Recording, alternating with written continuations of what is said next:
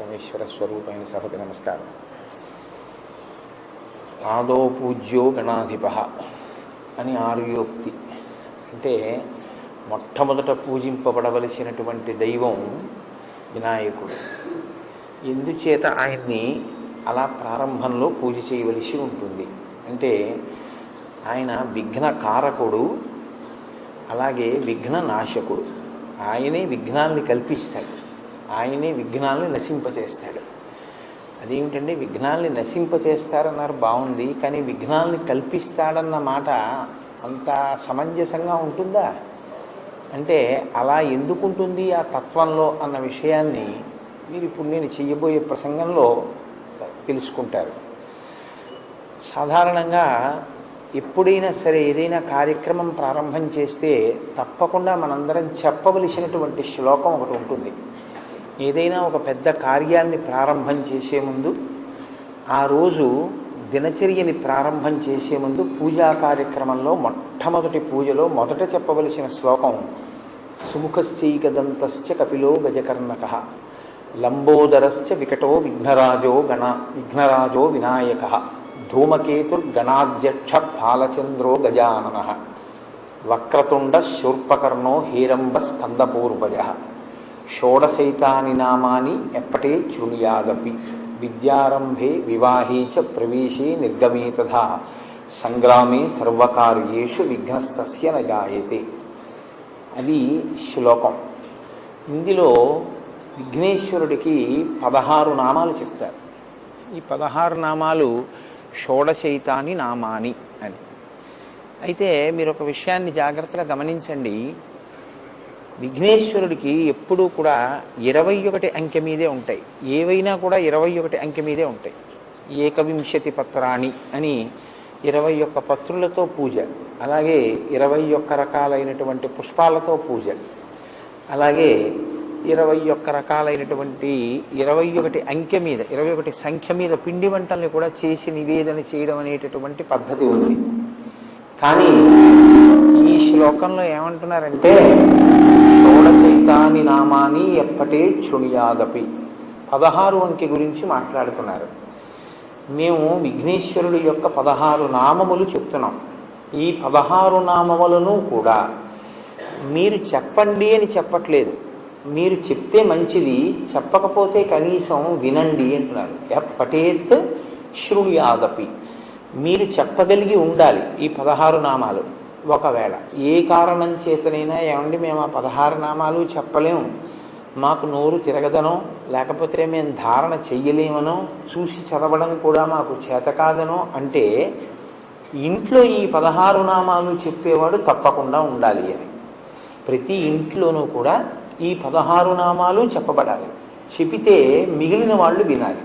అంటే ఈ శ్లోకాన్ని ప్రతిరోజు పైకే చదవాలి అని గుర్తు. ఇంట్లో మిగిలిన వాళ్ళు దీన్ని చదవలేరు అంటే ఇంటి యజమాని దీన్ని పైకి చెప్పాలి.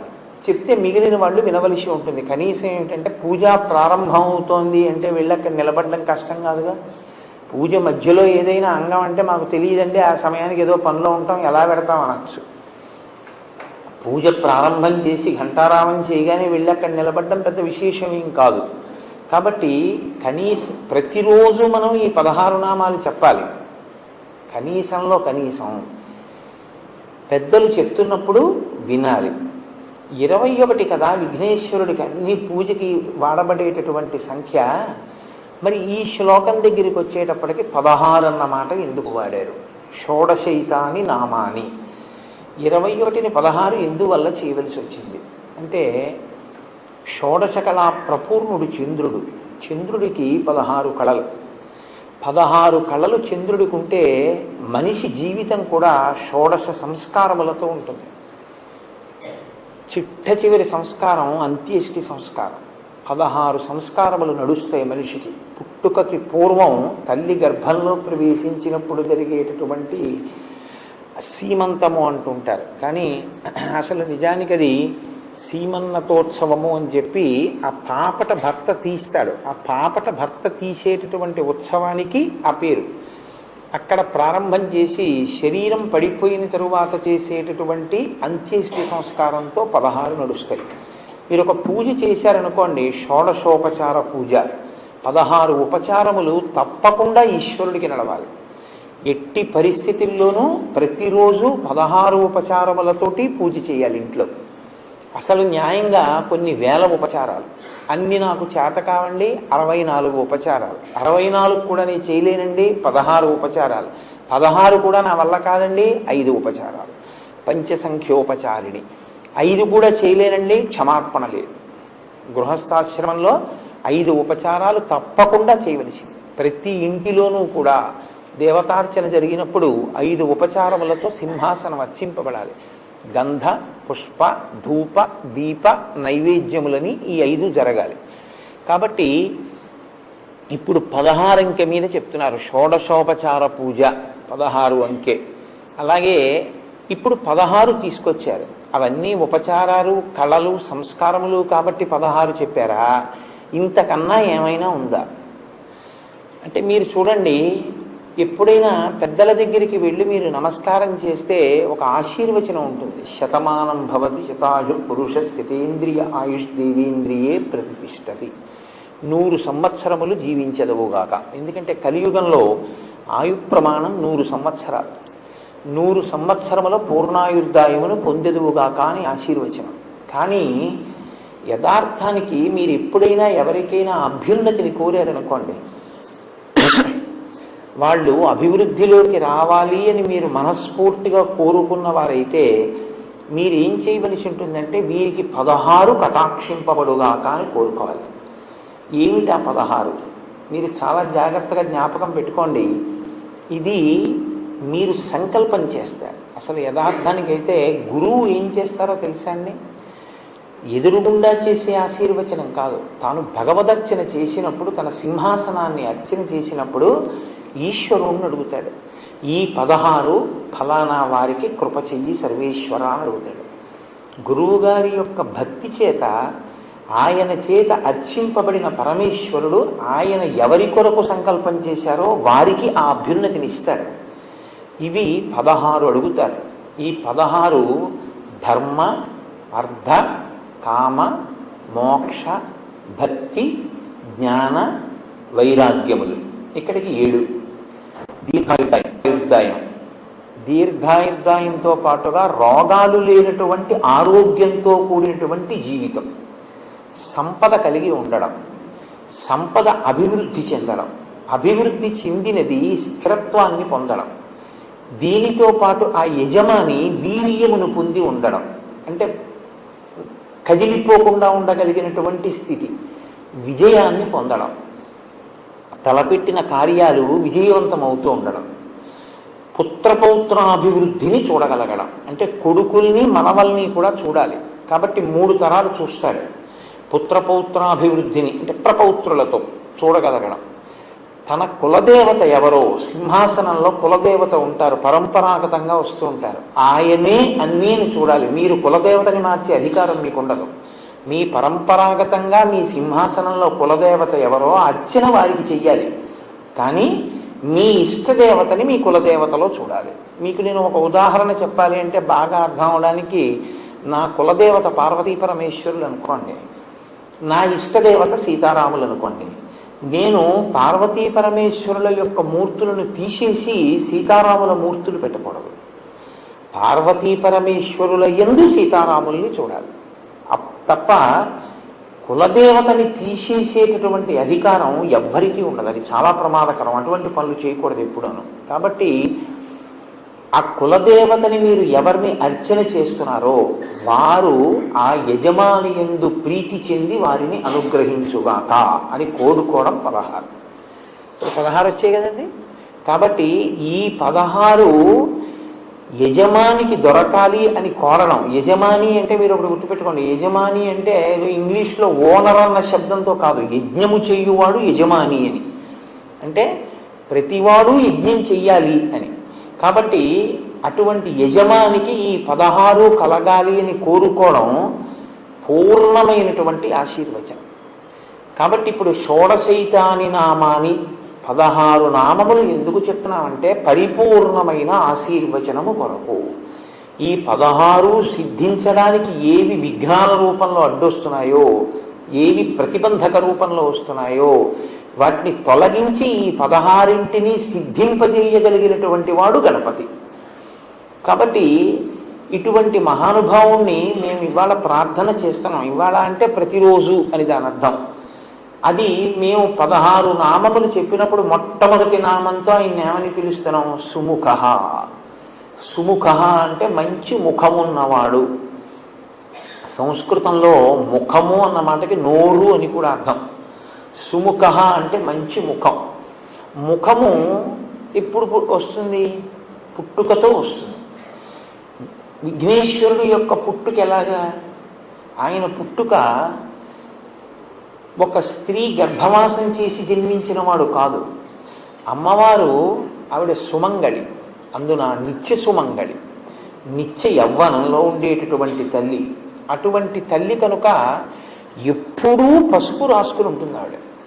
ఎప్పుడూ పసుపు రాసుకుని ఉండేటటువంటి అమ్మవారు ఒకానొక రోజున తన ఒంటి మీద ఉన్న పసుపు నలిచి ముద్ద చేసి ప్రాణప్రతిష్ఠ చేసింది.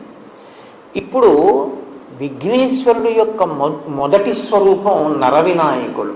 అంటే నరుడు ఎలా ఉంటాడో అలాగే పుట్టారు ఆయన. ఇప్పటికీ చిదంబరంలో ఒక చోట, అలాగే మనకి రాక్ఫోర్ట్ టెంపుల్ అని ఉంటుంది ట్రిచి, ఆ రాక్ఫోర్ట్ టెంపుల్లోనూ నరవినాయకుని యొక్క రూపాలు ఉన్నాయి. కానీ గుర్తుపట్టడం కష్టం. వినాయకుడు మనకి ఇంకొకలా అలవాటైపోయి నరవినాయకుడిని గుర్తుపట్టరు ఎవరు.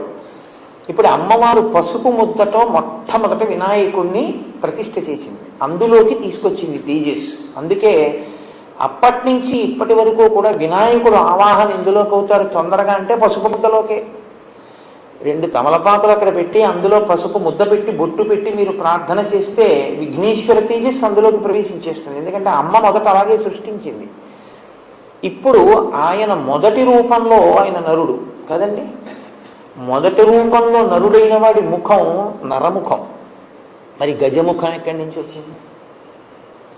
పరమశివుడు నరముఖాన్ని తొలగించాడు, గజముఖాన్ని పెట్టాడు. మనకి వినాయక వ్రత కల్పం కథలో ఏం చెప్తారంటే, ఏదో పరమేశ్వరుడు ఎక్కడికో వెళ్ళాడు, ఇంటికి వచ్చాడు, పార్వతీదేవి లోపల బయట కాపుగా పెట్టింది, నువ్వెవరివన్నాడు, నేను కాపలా ఉన్నాను లోపలికి వెళ్ళొద్దని ఆయన అన్నాడు, వీళ్ళిద్దరికి దెబ్బలాట వచ్చింది, యుద్ధం జరిగి త్రిశూలంతో తలకై తీసేశాడు అంటారు. పార్వతీదేవి ఏడిచింది, అందుకుని తీసుకొచ్చి గజముఖాన్ని పెట్టాడు. అలాగ కథల్ని మీరు అలాగే చెప్పేస్తే పిల్లలకి వాళ్ళకి ఏమవుతుందంటే ఏదో భక్తికి నమస్కారం చేస్తారు కానీ వాళ్ళకి అనుమానం ఉండిపోతుంది. మీరేమో మంత్రపుష్పంలో ఈశాన సర్వ విద్యానాం ఈశ్వర సర్వభూతానాం బ్రహ్మాధిపతి బ్రహ్మణోధిపతి బ్రహ్మ శివో మే అస్తు సదాశివోం అని సమస్త విద్యలకు ఆలవాలం పరమశివుడని చెప్పి తన ఇంటి ముందు తన భార్య ఒంటి మీదున్న పసుపు తీసి ముద్ద చేసి ప్రాణప్రతిష్ఠ చేసి సృజించిన స్వరూపం తన కుమారుడే ఎదురుగుండా ఉన్నవాడని తెలుసుకోలేనటువంటి వాడు పరమశివుడే. దెబ్బలాట పెట్టుకుని పిల్లాడి తలకాయ తీసేస్తాడా? ఏమిటన్నా కథ? అది కాదు దాని అర్థం. కొంచెం జాగ్రత్తగా మీరు అర్థం చేసుకోవాలి. గజాసురుడు అని ఒక రాక్షసుడు ఉండేవాడు. గజాసురుడు అన్న రాక్షసుడు లోకాలన్నిటినీ బాధ పెడుతున్నాడు. నువ్వు ఎలా చనిపోతావురా అంటే, నా ముఖం ఉన్నవాడు చంపితే నేను చచ్చిపోతానన్నాడు.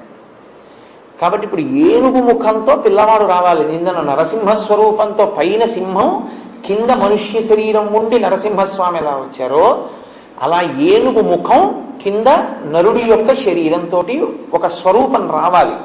కాబట్టి పరమశివుడు ఏమనుకున్నాడంటే, అమ్మవారి ఒంటి మీద ఉన్న పసుపుతో తయారు చేయబడిన వాడు కాబట్టి సాక్షాత్ శక్తి సంపన్నుడు. ఇటువంటి పిల్లవాడికి ఏనుగు ముఖం ఉంచితే గజాసుర సంహారం జరుగుతుంది. అందుకని ఆయన ఆ తలకాయని తొలగించి ఉత్తరాభిముఖంగా అమంగళకరంగా తల పెట్టుకుని నిద్రపోతున్న ఏనుగు ఎక్కడైనా ఉంటే దాని తల తెంచి తీసుకురామన్నాడు. అది కైలాస పర్వత సానువుల్లో పడుకునుంది ఒక ఏనుగలాగా. దాని తల కోసి తీసుకొచ్చారు. అప్పుడు ఆ తల ఈ పిల్లవాడికి పెట్టి ప్రాణప్రతిష్ఠ చేశారు. చేస్తే ప్రాణప్రతిష్ఠ అంటే జీవం పోశారు. ఇప్పుడు ఆ పిల్లవాడికి ఏనుగు ముఖం వచ్చింది. ఇప్పుడు ఏనుగు ముఖంతో ఉన్న పిల్లవాడు గజాసుర సంహారం చేశాడు. గజాసుర సంహారం చేశాడు కాబట్టి మీరు నేను సంతోషంగా ఉండగలుగుతున్నాం. వాడు అంత ప్రమాదకరమైన వ్యక్తి ఆ గజాసురుడు. కాబట్టి సుముఖ, మంచి ముఖం ఉన్నవాడు అంటే ఏమిటి దాని అర్థం? ఆయన ఆ ముఖాన్ని లోకం కోసం ఉంచుకుని గజాసుర సంహారం చేసి మిమ్మల్ని నన్ను రక్షించినటువంటి వాడు. కాబట్టి అసలు ఆ ముఖం ఉంచుకోవడమే మన కొరకు తప్ప, లేకపోతే అసలు ఆయన ముఖం అది కాని కాదు. మనందరిలాగే ఆయన నరముఖంతో చాలా అందంగా కూర్చుని ఉండేవాడు. ఆయన ఏనుగు ముఖం పెట్టుకున్నాడు అంటే మన కోసం తన తల తీయించుకుని ఏనుగు తలకాయని పెట్టుకున్నవాడు. లోకం కోసం ఇంత గొప్ప పరిశ్రమ చేసిన వాడి ముఖం కన్నా సుముఖం ఇంకేముంటుంది? కాబట్టి సుముఖ కాదు. సుముఖ అన్న మాటకు అర్థం ఏమిటంటే అందంగా ఉన్న ముఖం సుముఖం కాదు. ఏ ముఖము ప్రేమని కలిగి ఉంటుందో, ఏ ముఖము ప్రసన్నమై ఉంటుందో, ఏ ముఖము సంతోషముతో ఉంటుందో దానికి సుముఖం అని పేరు. కొంచెం జాగ్రత్తగా పట్టుకున్నారో లేదో. ప్రేమని కలిగి ఉండాలి, సంతోషంతో ఉండాలి, ప్రసన్నంగా ఉండాలి. శుక్లాంబరధరం విష్ణుం శశివర్ణం చతుర్భుజం ప్రసన్నవదనం ధ్యాయేత్. ఆయన ప్రేమ కలిగి ఉంటాడు. ఎందుకని? అమ్మ అందం మనం ఎప్పుడైనా చూస్తామా? మా అమ్మగారు అంత అందంగా ఉండరండి అని లోకంలో ఏ నీచుడైనా అంటాడా? అమ్మ అందం అంటే ఏమిటి? అమ్మతనమే అందం. మా అమ్మ సౌందర్యం కన్నా లోకంలో ఎక్కడా ఉండదు. సౌందర్యము అన్న మాటకు అర్థం కాలగతిలో నశించిపోయేటటువంటి బాహ్యమైనటువంటి అందం కాదు. ఆవిడ పెద్దదవుతూ నేను పెద్దవాడిని అవుతుంటే ఆవిడ ప్రేమంతా నా మీదే పెట్టుకుని ఆవిడ చచ్చిపోయేటప్పుడు కూడా ఒరే నీ ఒళ్ళో తల పెట్టుకు చచ్చిపోతాను రా అని అడిగింది. అటువంటి తల్లి ఉందే, అది సౌందర్యం. మనని ప్రేమించగలిగినటువంటి రూపం, మన కోసం ఏదైనా చెయ్యగలిగినటువంటి స్థితి ప్రేమ. అది ముఖమునందు అభివ్యక్తమవుతుంది. ఇప్పుడు నవరసాలు కళ్ళే చెప్తాయి. మిగిలిన అన్ని రసాలని శరీరంలో ఏ అవయవం చెప్పలేదు. వేరే రసం ఉందనుకోండి కళ్ళు చెప్తాయి, ముక్కు చెప్పలేదు. ఓ ఉద్వేగం ఉందనుకోండి ముక్కుతో ఊపిరి ఇలా ఇలా అనొచ్చు. కానీ శృంగారం, వీరరసం, భయానకం, బీభత్సం, కరుణ ఏవైనా కళ్ళే చెప్తాయి. కాబట్టి సుముఖ ప్రేమ కలిగినటువంటి ముఖం ఉన్నవాడు మనందరి పట్ల ప్రేమతో ఉంటాడు, సంతోషంతో ఉంటాడు. సంతోషం ఎందుకు ఉంటుంది? ఆయన పూర్ణుడు కనుక ఆయన పొందవలసింది ఏం లేదు. ఆయన అన్నీ పొంది ఉన్నవాడు. అందుకని ఆయన నిత్య సంతోషి, ఎప్పుడూ సంతోషంగా ఉంటాడు. ఎప్పుడూ సంతోషంగా ఉన్నవాడు ఏం చేస్తుంటాడు మీరు చూడండి, చాలా ఉల్లాసంగా నడుస్తుంటాడు, చాలా హాయిగా ఉంటాడు, చేతులు కాళ్ళు ఆనందంగా కలుపుతాడు. అందుకే గణపతి నృత్య గణపతిగా ఉంటారు. లేకపోతే ఆయన పెద్ద లంబోదరంతో ఉన్నవాడు ఆయన నృత్యం చేస్తే అందంగా ఉంటుందండి. మీరు నవ్వచ్చు కానీ ఆయన సంతోషిస్తాడు. పిల్లలు సంతోషిస్తే ఆయనకి చాలు. ఆయన ఎందుకు నృత్యం చేస్తాడంటే ఆయన సంతోషం ఉన్నవాడు. సంతోషం ఉన్నవాడు కాబట్టి నర్తించగలడు. ఎప్పుడు ఏడిచేవాడు ఏం నర్తిస్తాడు? వాడు ఏడుస్తూ కూర్చుని ఉంటారు, వాడికి సంతోషమే లేదు, ఇంకా భావప్రకటన ఎక్కడ ఉంటుంది? కాబట్టి ఆయన సంతోషం ఉన్నవాడు, ఆయన ప్రేమ కలిగినటువంటి వాడు, ఆయన ప్రసన్నంగా ఉండేవాడు. ప్రసన్నంగా ఉంటే శాంతము లేక సౌఖ్యము లేదు సారసాదలానయన అంటారు. పిలిస్తే పలుకుతాడు, పిలిస్తే పలికి మీ కోరిక తీరుస్తాడు. ప్రసన్నంగా ఎప్పుడు వినడానికి సిద్ధంగా ఉంటారు. అగస్త్య మహర్షి శ్రీరామాయణంలో మీరు విన్నారు, వాతాపి అనబడేటటువంటి వాడిని జీర్ణం చేసుకున్నారు. ఆయన జీర్ణం చేసుకునే ముందు గణపతి ప్రార్థన చేశారు. గణపతి నువ్వు నాకు ఆ శక్తిని ఇవ్వాలి, ఈ విఘ్నం తొలగించి ఆ వాతాపిని జీర్ణం చేసుకుంటానని ఆయన శక్తిని ఇచ్చారు. ఇస్తే వాతాపి అన్న క్షేత్రంలో కర్ణాటక రాష్ట్రంలోకి వస్తుంది. అక్కడ ఆయన ప్రతిష్ఠ చేశారు. అందుకే ముత్తుస్వామి దీక్షితుల వారు వాతాపి గణపతిం భజే అంటారు. ఆ వాతాపిలో ఉండేటటువంటి గణపతిని నేను భజించుతున్నాను అని. కాబట్టి ఆయన ప్రసన్నమైనటువంటి వాడు. కాబట్టి సుముఖ, మంచి ముఖం ఉన్నవాడు కాదు. సుముఖ అంటే ఇంకో అర్థం ఏమిటో తెలుసా అండి? ఏ ముఖాన్ని మీరు చూస్తే మీకు లక్ష్మీ కటాక్షం కలుగుతుందో ఆ ముఖం సుముఖం. లక్ష్మీ కటాక్షం అంటే ఏంటి? సంకల్ప సిద్ధి. మీరు అనుకున్నది జరగడం, మీకు జరిగినది మీరు అనుభవించడానికి లక్ష్మీ కటాక్షం అని పేరు. చాలా జాగ్రత్తగా పట్టుకోవాలి మీరు. అది మీకు ఉండడం, మీరు అనుకున్నది జరగడం లక్ష్మీ కటాక్షం కాదు. మీరు అనుకున్నది జరిగి దాన్ని మీరు అనుభవించగలిగితేనే లక్ష్మీ కటాక్షం. ఒక ఆయనకి ఒంట్లో బోలెడంత బలం ఉందండి, గొప్ప బలవంతుడు. కానీ ఆయన ఎక్కడికి వెళ్ళడం. ఎందుకు వెళ్ళడంటారేమో, నేను వెడితే కాలు జారి పడిపోతానేమో అంటాడు. నేను వెడితే ఎందుకు అనవసరం అవన్నీ అంటాడు. మరి ఏం చేస్తాడు? చక్కటి బలవర్ధకమైన ఆహారం వండించు తింటాడు. పొద్దున్నే లేచి సాముగరిడి చేస్తాడు. వ్యాయామం తప్పు కాదు, శరీరాన్ని నిలబెట్టుకోవాలి.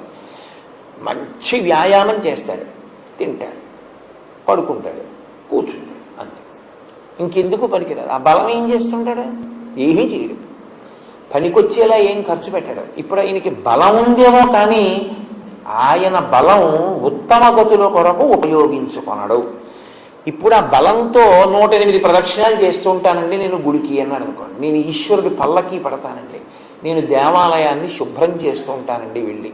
వారంలో ఒకరోజు నేను వెళ్ళి గుడిని శుభ్రం చేస్తాను. నాకు కాకినాడలో విశ్వేశ్వర స్వామి వారి దేవాలయం అని ఒక శివాలయం, అందులో ఏపీఎస్ఆర్టీసీలో ఒక మంచి అధికారి ఆయన ఏం చేస్తుంటారంటే తెల్లవారుజామున వచ్చి చీపురు పట్టుకొచ్చి గుడెంతా తుడిచేస్తారు. ఆయన ఇంకేం వ్యాయామం చేయరు. ఆయన వ్యాయామం ఏమిటంటే పొద్దున్నే ఔపచారిక స్నానం కింద ఒంటి మీద నీళ్లు పోసుకొని చీపురు చాట అవి పట్టుకొని వస్తారు. వచ్చి మొత్తం గుడెంతా తుడిచేస్తారు. ఆయన గుడెంతా తుడిచేసి వెళ్ళిపోతారు. నాకు కాకినాడ పట్టణంలో ఇలా సేవ చేసేవాళ్ళు చాలామంది తెలుసు. చాలా దేవాలయాల్లో చాలామంది చేస్తుంటారు. ఎన్ని పేర్లు నేను చెప్పను. చాలా గొప్ప విషయం అది.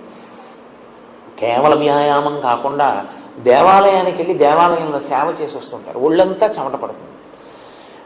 వ్యాయామానికి వ్యాయామం, ఈశ్వర సేవ, ఈశ్వర సేవగా వ్యాయామం తప్ప శరీరాన్ని నిలబెట్టుకోవడానికి వ్యాయామంగా వాళ్ళు చేయరు. అది ఒక గొప్ప స్థితి. అంటే ఉన్నదాన్ని అనుభవించగలగడం. ఇంట్లో పదార్థం ఉంది కానీ తినగలగాలి, ఆరోగ్యం ఉండాలి కదా. అందుకే కదా 16లో ఆరోగ్యం వచ్చింది.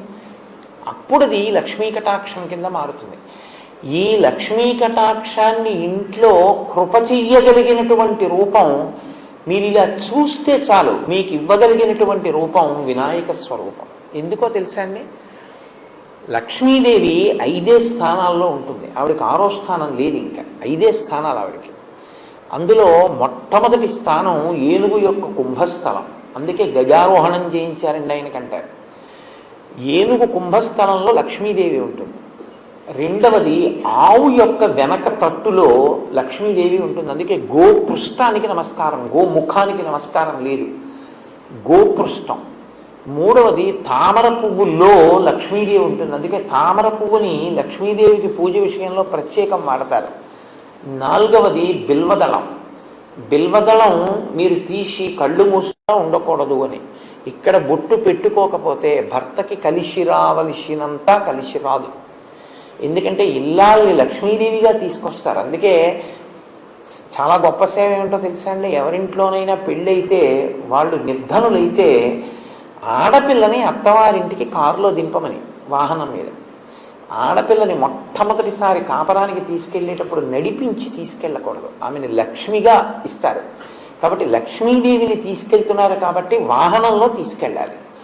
పిల్లతో పాటు ఆవు కూడా పెడుతుంది. అందుకే గోదానం చేస్తారు.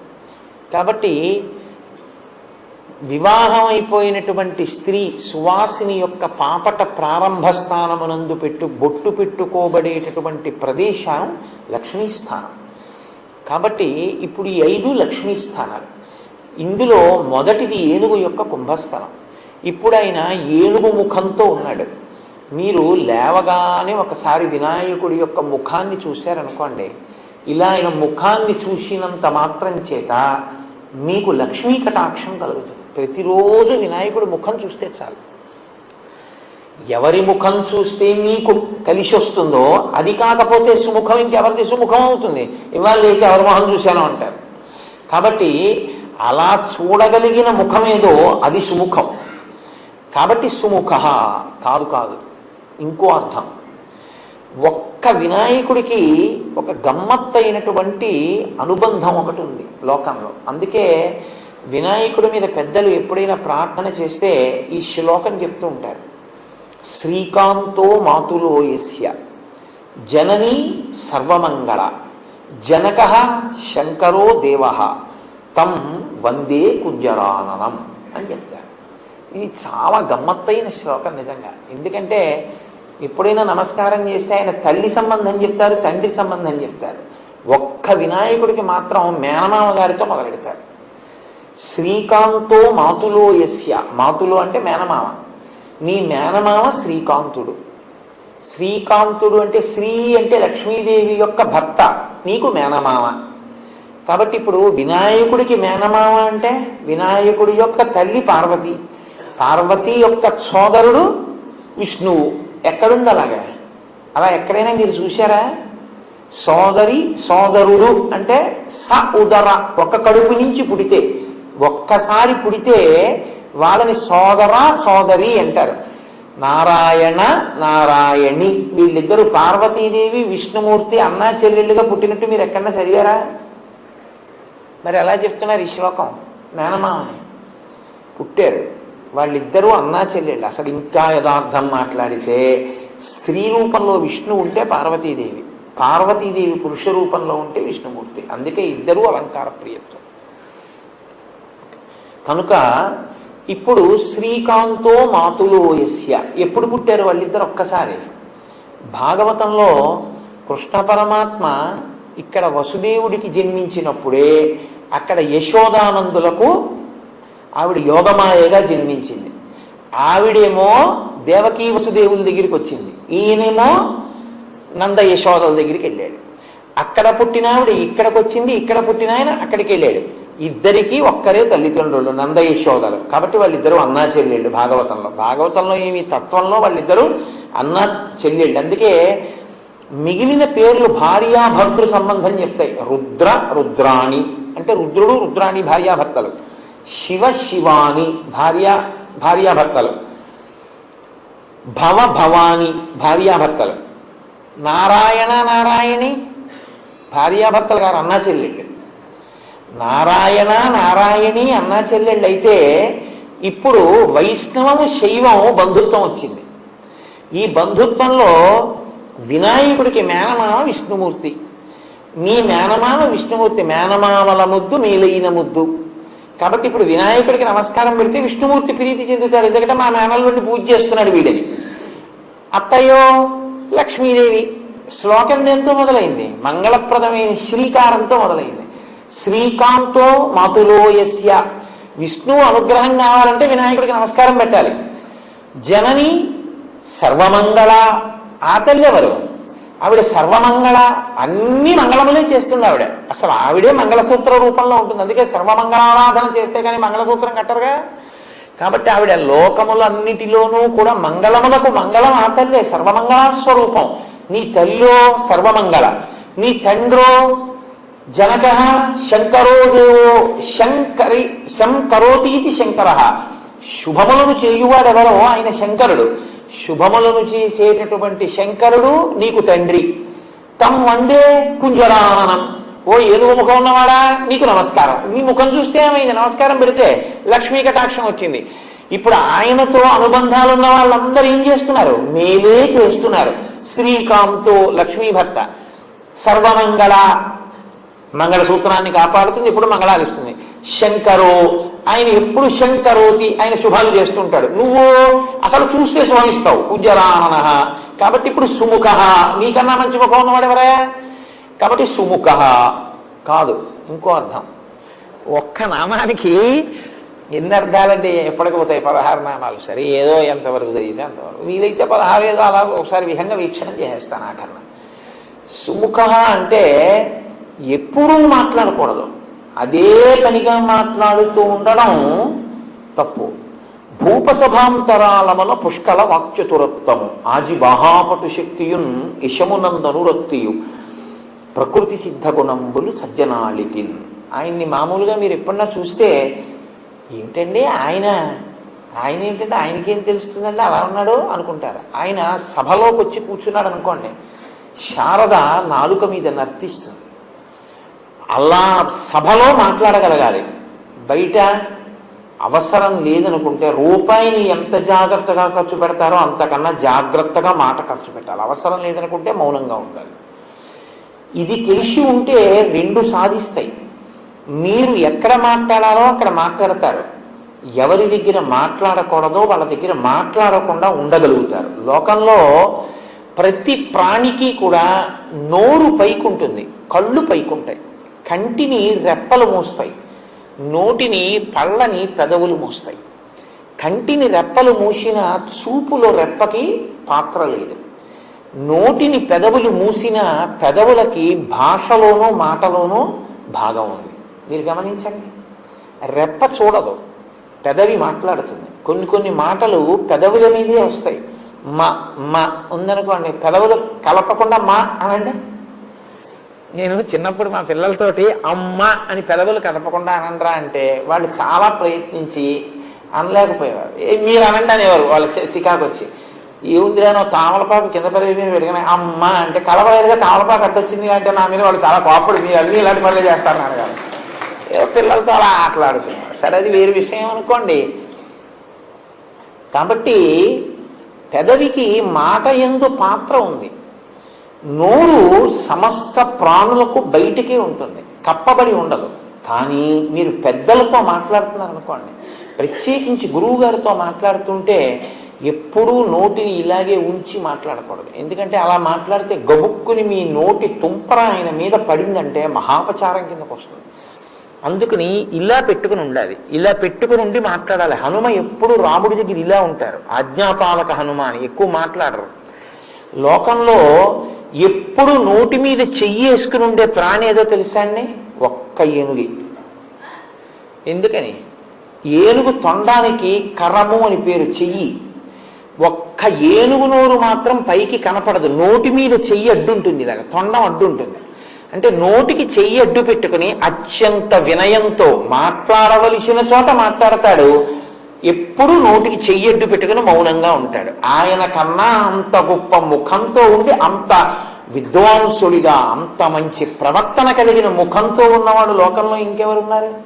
ఆ ముఖంతో మనకు అంత నేర్పుతున్నాడు. కాబట్టి సుముఖ, ఎప్పుడూ మాట్లాడుతూ ఉండకు, మౌనం కూడా నేర్చుకో అని చెప్పడానికి ముఖమునకు చెయ్యి అడ్డు పెట్టుకున్నవాడు. అంటే నోటికి తొండం అడ్డు ఉంటుంది కాబట్టి సుముఖ. ఇన్ని అర్థాలు పెట్టారండి. సరే, అక్కడతో వదిలిపెట్టేశాను. ఇంకా సుముఖ ఏకదంతశ్చ, సుముఖశ్చైకదంతశ్చ అని కలిసిపోతుంది శ్లోకంలో. ఏకదంత అంటే ఒక్క దంతమే ఉన్నవాడు. ఏనుగుకి చాలా అందమైంది ఏది అంటే దాని దంతమే. దానికి రెండు దంతాలు ఉంటాయి, ఇటుక దంతం ఇటుక దంతం తొండానికి. కానీ విఘ్నేశ్వరుడికి కుడి చేతి వైపు దంతం ఉండదు. ఎందుకు ఉండదు అంటే ఆయనే విరిచేశాడు. ఎందుకు విరిచేశారు అంటే మహాభారత రచన చెయ్యవలసి వచ్చింది. వ్యాసుల వారు, నేను వేగంగా శ్లోకాలు చెప్పేటప్పుడు వ్రాయగలిగినటువంటి సమర్థుడెవరు అని అడిగారు. విఘ్నేశ్వరుడు రాస్తాడన్నారు. మరి ఆయన, నేను మధ్యలో ఆపను, నేను చెప్తుంటే రాసేయాలన్నారు. ప్రపంచంలో ఏ కలం పట్టుకున్నా ఎప్పుడో అప్పుడు ఏదో ఇబ్బంది వస్తుంది. అందుకని ఆయన అటువంటి కలం కావాలి అంటే లోకంలో ఇంకొకటి లేదు అని చెప్పి తన దంతాన్ని విరిచి ఆ దంతంతో మహాభారత రచన చేశారు. అంటే అత్యంత అందం ఏనుగుకి దంతమే. అందుకే ఏనుగు దంతాలు అంటారు. ఏనుగు దంతం అంత అందం ఏనుగుకి. తన శరీరానికి అంత అందం ఇచ్చేదాన్ని లోకోపకారం కొరకు త్యాగం చేశాడు ఆయన. మహాభారత రచన పంచమ వేదం కనుక ఇది లోకానికి అందితే కొన్ని కోట్ల మంది జీవితాలు తరిస్తాయి.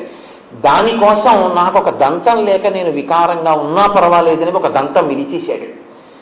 ఎవరు సమాజ ప్రయోజనము కొరకు తనకి ఈశ్వరుడిచ్చినటువంటి విభూతిని నైవేద్యంగా పెట్టేస్తాడో వాడు చాలా గొప్ప వ్యక్తి. గొప్పతనం దానివల్ల వస్తుంది తప్ప కేవలం రెండు దంతాలు ఉంచుకుని అందం కాదు. ఒక దంతాన్ని విరిచి మహాభారత రచన చేసిన మహానుభావుడు కాబట్టి రెండు దంతాలు లేకుండా ఒక దంతమే ఉన్నా మహానుభావా నువ్వు ఇంత త్యాగం చేశావు అని ఏకదంతశ్చ, ఒక దంతం ఉండి మమ్మల్ని ఉద్ధరించిన వాడా, పంచమ వేద రచన యందు సాయపడినవాడా. లేదు. ఇంకో అర్థం ఏంటో తెలుసా అండి? గజముఖాసుర సంహారం చేసినప్పుడు ఎన్ని అస్త్రములను ప్రయోగించినా ఆయన మరణించలేదు. అప్పుడు తన దంతాన్ని విరిచి అభిమంత్రించి విడిచిపెట్టారు వినాయకుడు. దానికి పడిపోయాడు. కాబట్టి తన దంతంతో గజముఖాసురుణ్ణి వధించిన వాడు కనుక ఏకదంతశ్చ. కాబట్టి ఇప్పుడు సుముఖశ్చైకదంతశ్చ కపిలో. కపిలో అంటే ఎర్రటి వర్ణం ఉన్నవాడు అని బాహ్యార్థం. కేవలం ఎర్రటి వర్ణం ఉన్నవాడు అంటే బాగా ఎరుపు కాదు. ఎరుపు అంటే మీరు ఏదో రక్తం ఎలా ఉంటుందో మరీ ముద్ద కట్టినటువంటి ఒక ఎర్ర మందారం ఎలా ఉంటుందో అటువంటి ఎరుపు చెప్పకూడదు. నలుపు జీరతో కూడిన ఎరుపు చెప్పాలి. అంటే దాన్ని కొంచెం మీకు అర్థమయ్యేటట్టుగా అనాలంటే డల్ రెడ్ అనొచ్చు. బాగా ప్రకాశవంతంగా ఉన్న ఎరుపు కాదు, తిలకం కుంకం అటువంటిది కాదు, కొంచెం తక్కువ స్థాయిలో ప్రకాశించేటటువంటి ఎరుపు. ఇప్పుడు ఈ ఎరుపు ఎక్కడది అని అడిగారు వినాయకుడికి. ఎందుకంటే ఎప్పుడు ఆయన్ని చెప్పినా ఆయన తెల్లగా ఉన్నాడని చెప్తాం. శుక్లాంబరధరం విష్ణుం శశివర్ణం చతుర్భుజం అని, చంద్రుళ్ళ తెల్లగా ఉంటాడు అని. మరి కపిలో ఎర్రటి రంగున్నవాడు అని ఎక్కడి నుంచి వచ్చింది ఆయనకి అంటే, ఆయన ఒక మహారణ్యంలో గజముఖాసుర సంహారం చేసినప్పుడు ఆ గజముఖుడితో పోరాడి ఆయన్ని సంహరించినప్పుడు నరసింహస్వామి వారు హిరణ్యకశిపుడి యొక్క రక్తంతో ఎలా తడిశారో అలా ఆయన కూడా నెత్తుటితో తడిశారు. ఆ నెత్తుటితో తడిసినప్పుడు తెలుపు మీద వచ్చి పడ్డ ఎరుపు వల్ల ఏర్పడినటువంటి మందమైన ఎరుపు రంగుతో ప్రకాశించినటువంటి స్వరూపం కపిలః. లోకం కోసం అటువంటి కాంతి పొందినవాడు కాదు. ఆ కపిల రూపం లోకానికో ధర్మాన్ని నేర్పింది. ఏమిటో తెలుసా అండి, ఈశ్వరుడికి కర్మయందు దోషమేమి ఉండదు. ఆయన లోకం కోసం ఒక కర్మ చేస్తాడు తప్ప పాంచభౌతిక శరీరంతో వచ్చి కర్మ అనుభవించడానికి వచ్చి పుణ్యపాపములనేటటువంటి కట్టుబాటుకి లొంగి చేసేవాడు కాదు. అయినా ఆయన తండ్రి గారిలాగే మర్యాదస్తుడు, పరమశివుడిలాగా. గజముఖాసుర సంహారం చేసిన తరువాత ఆయనకి బ్రహ్మహత్యా పాతకం వచ్చింది అన్నాడు. నిజంగా వస్తుందా? ఏం రాదు. కానీ లోకంలో ఒక బ్రాహ్మణ స్వరూపంతో ఉన్నవాడు రాక్షసుడైనా బ్రహ్మరాక్షసుడైనా ఆయన్ని చంపడం వల్ల తనకి దోషం వచ్చింది కాబట్టి తొలగించుకోవడానికి రావణ సంహారం చేసిన తర్వాత రామచంద్రమూర్తి రామేశ్వరంలో శివలింగ ప్రతిష్ఠ చేసినట్టు ఈయన కూడా ఒకానొక చోట గజముఖీశ్వరుడు అని పేరు కలిగినటువంటి శివలింగ ప్రతిష్ఠ చేశారు. అలా శివలింగ ప్రతిష్ఠ చేసి లోకానికి ఒక ధర్మాన్ని నేర్పారు.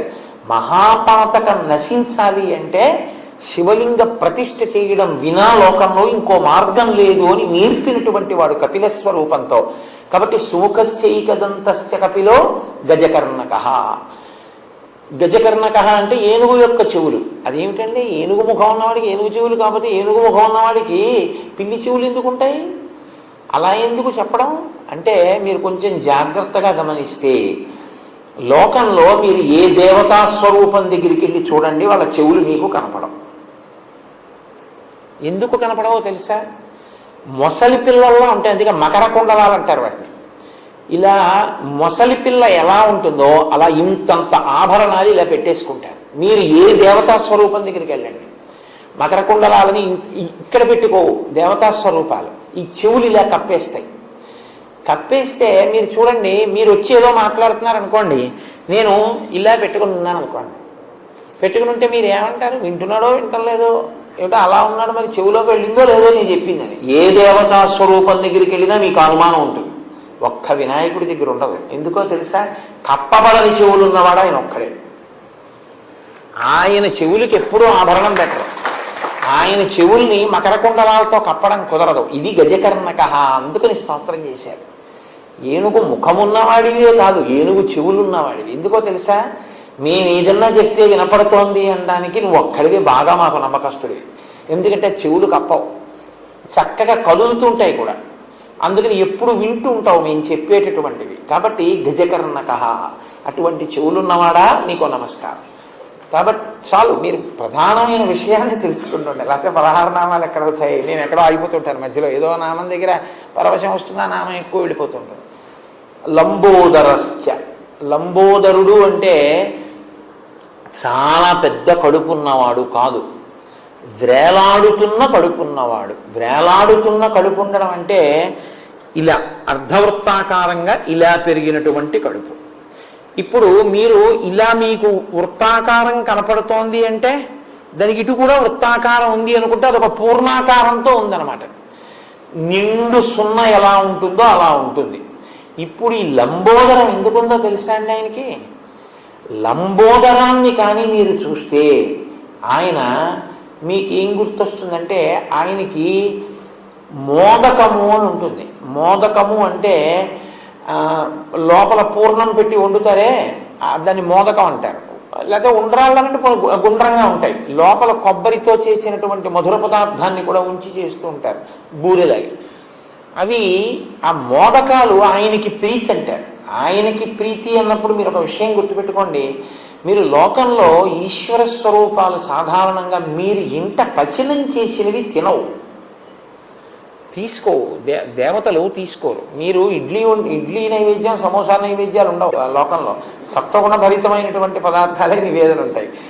మీరు ఏదో పాయసం చేసి నైవేద్యం పెట్టారనుకోండి, వాళ్ళు తిన్నారని మీరు ఊహ చేస్తారు, మీ భావన చేత వాళ్ళు తృప్తి పొందుతారు. వాళ్ళు కూడా దృష్టి ప్రసారం చేస్తారు.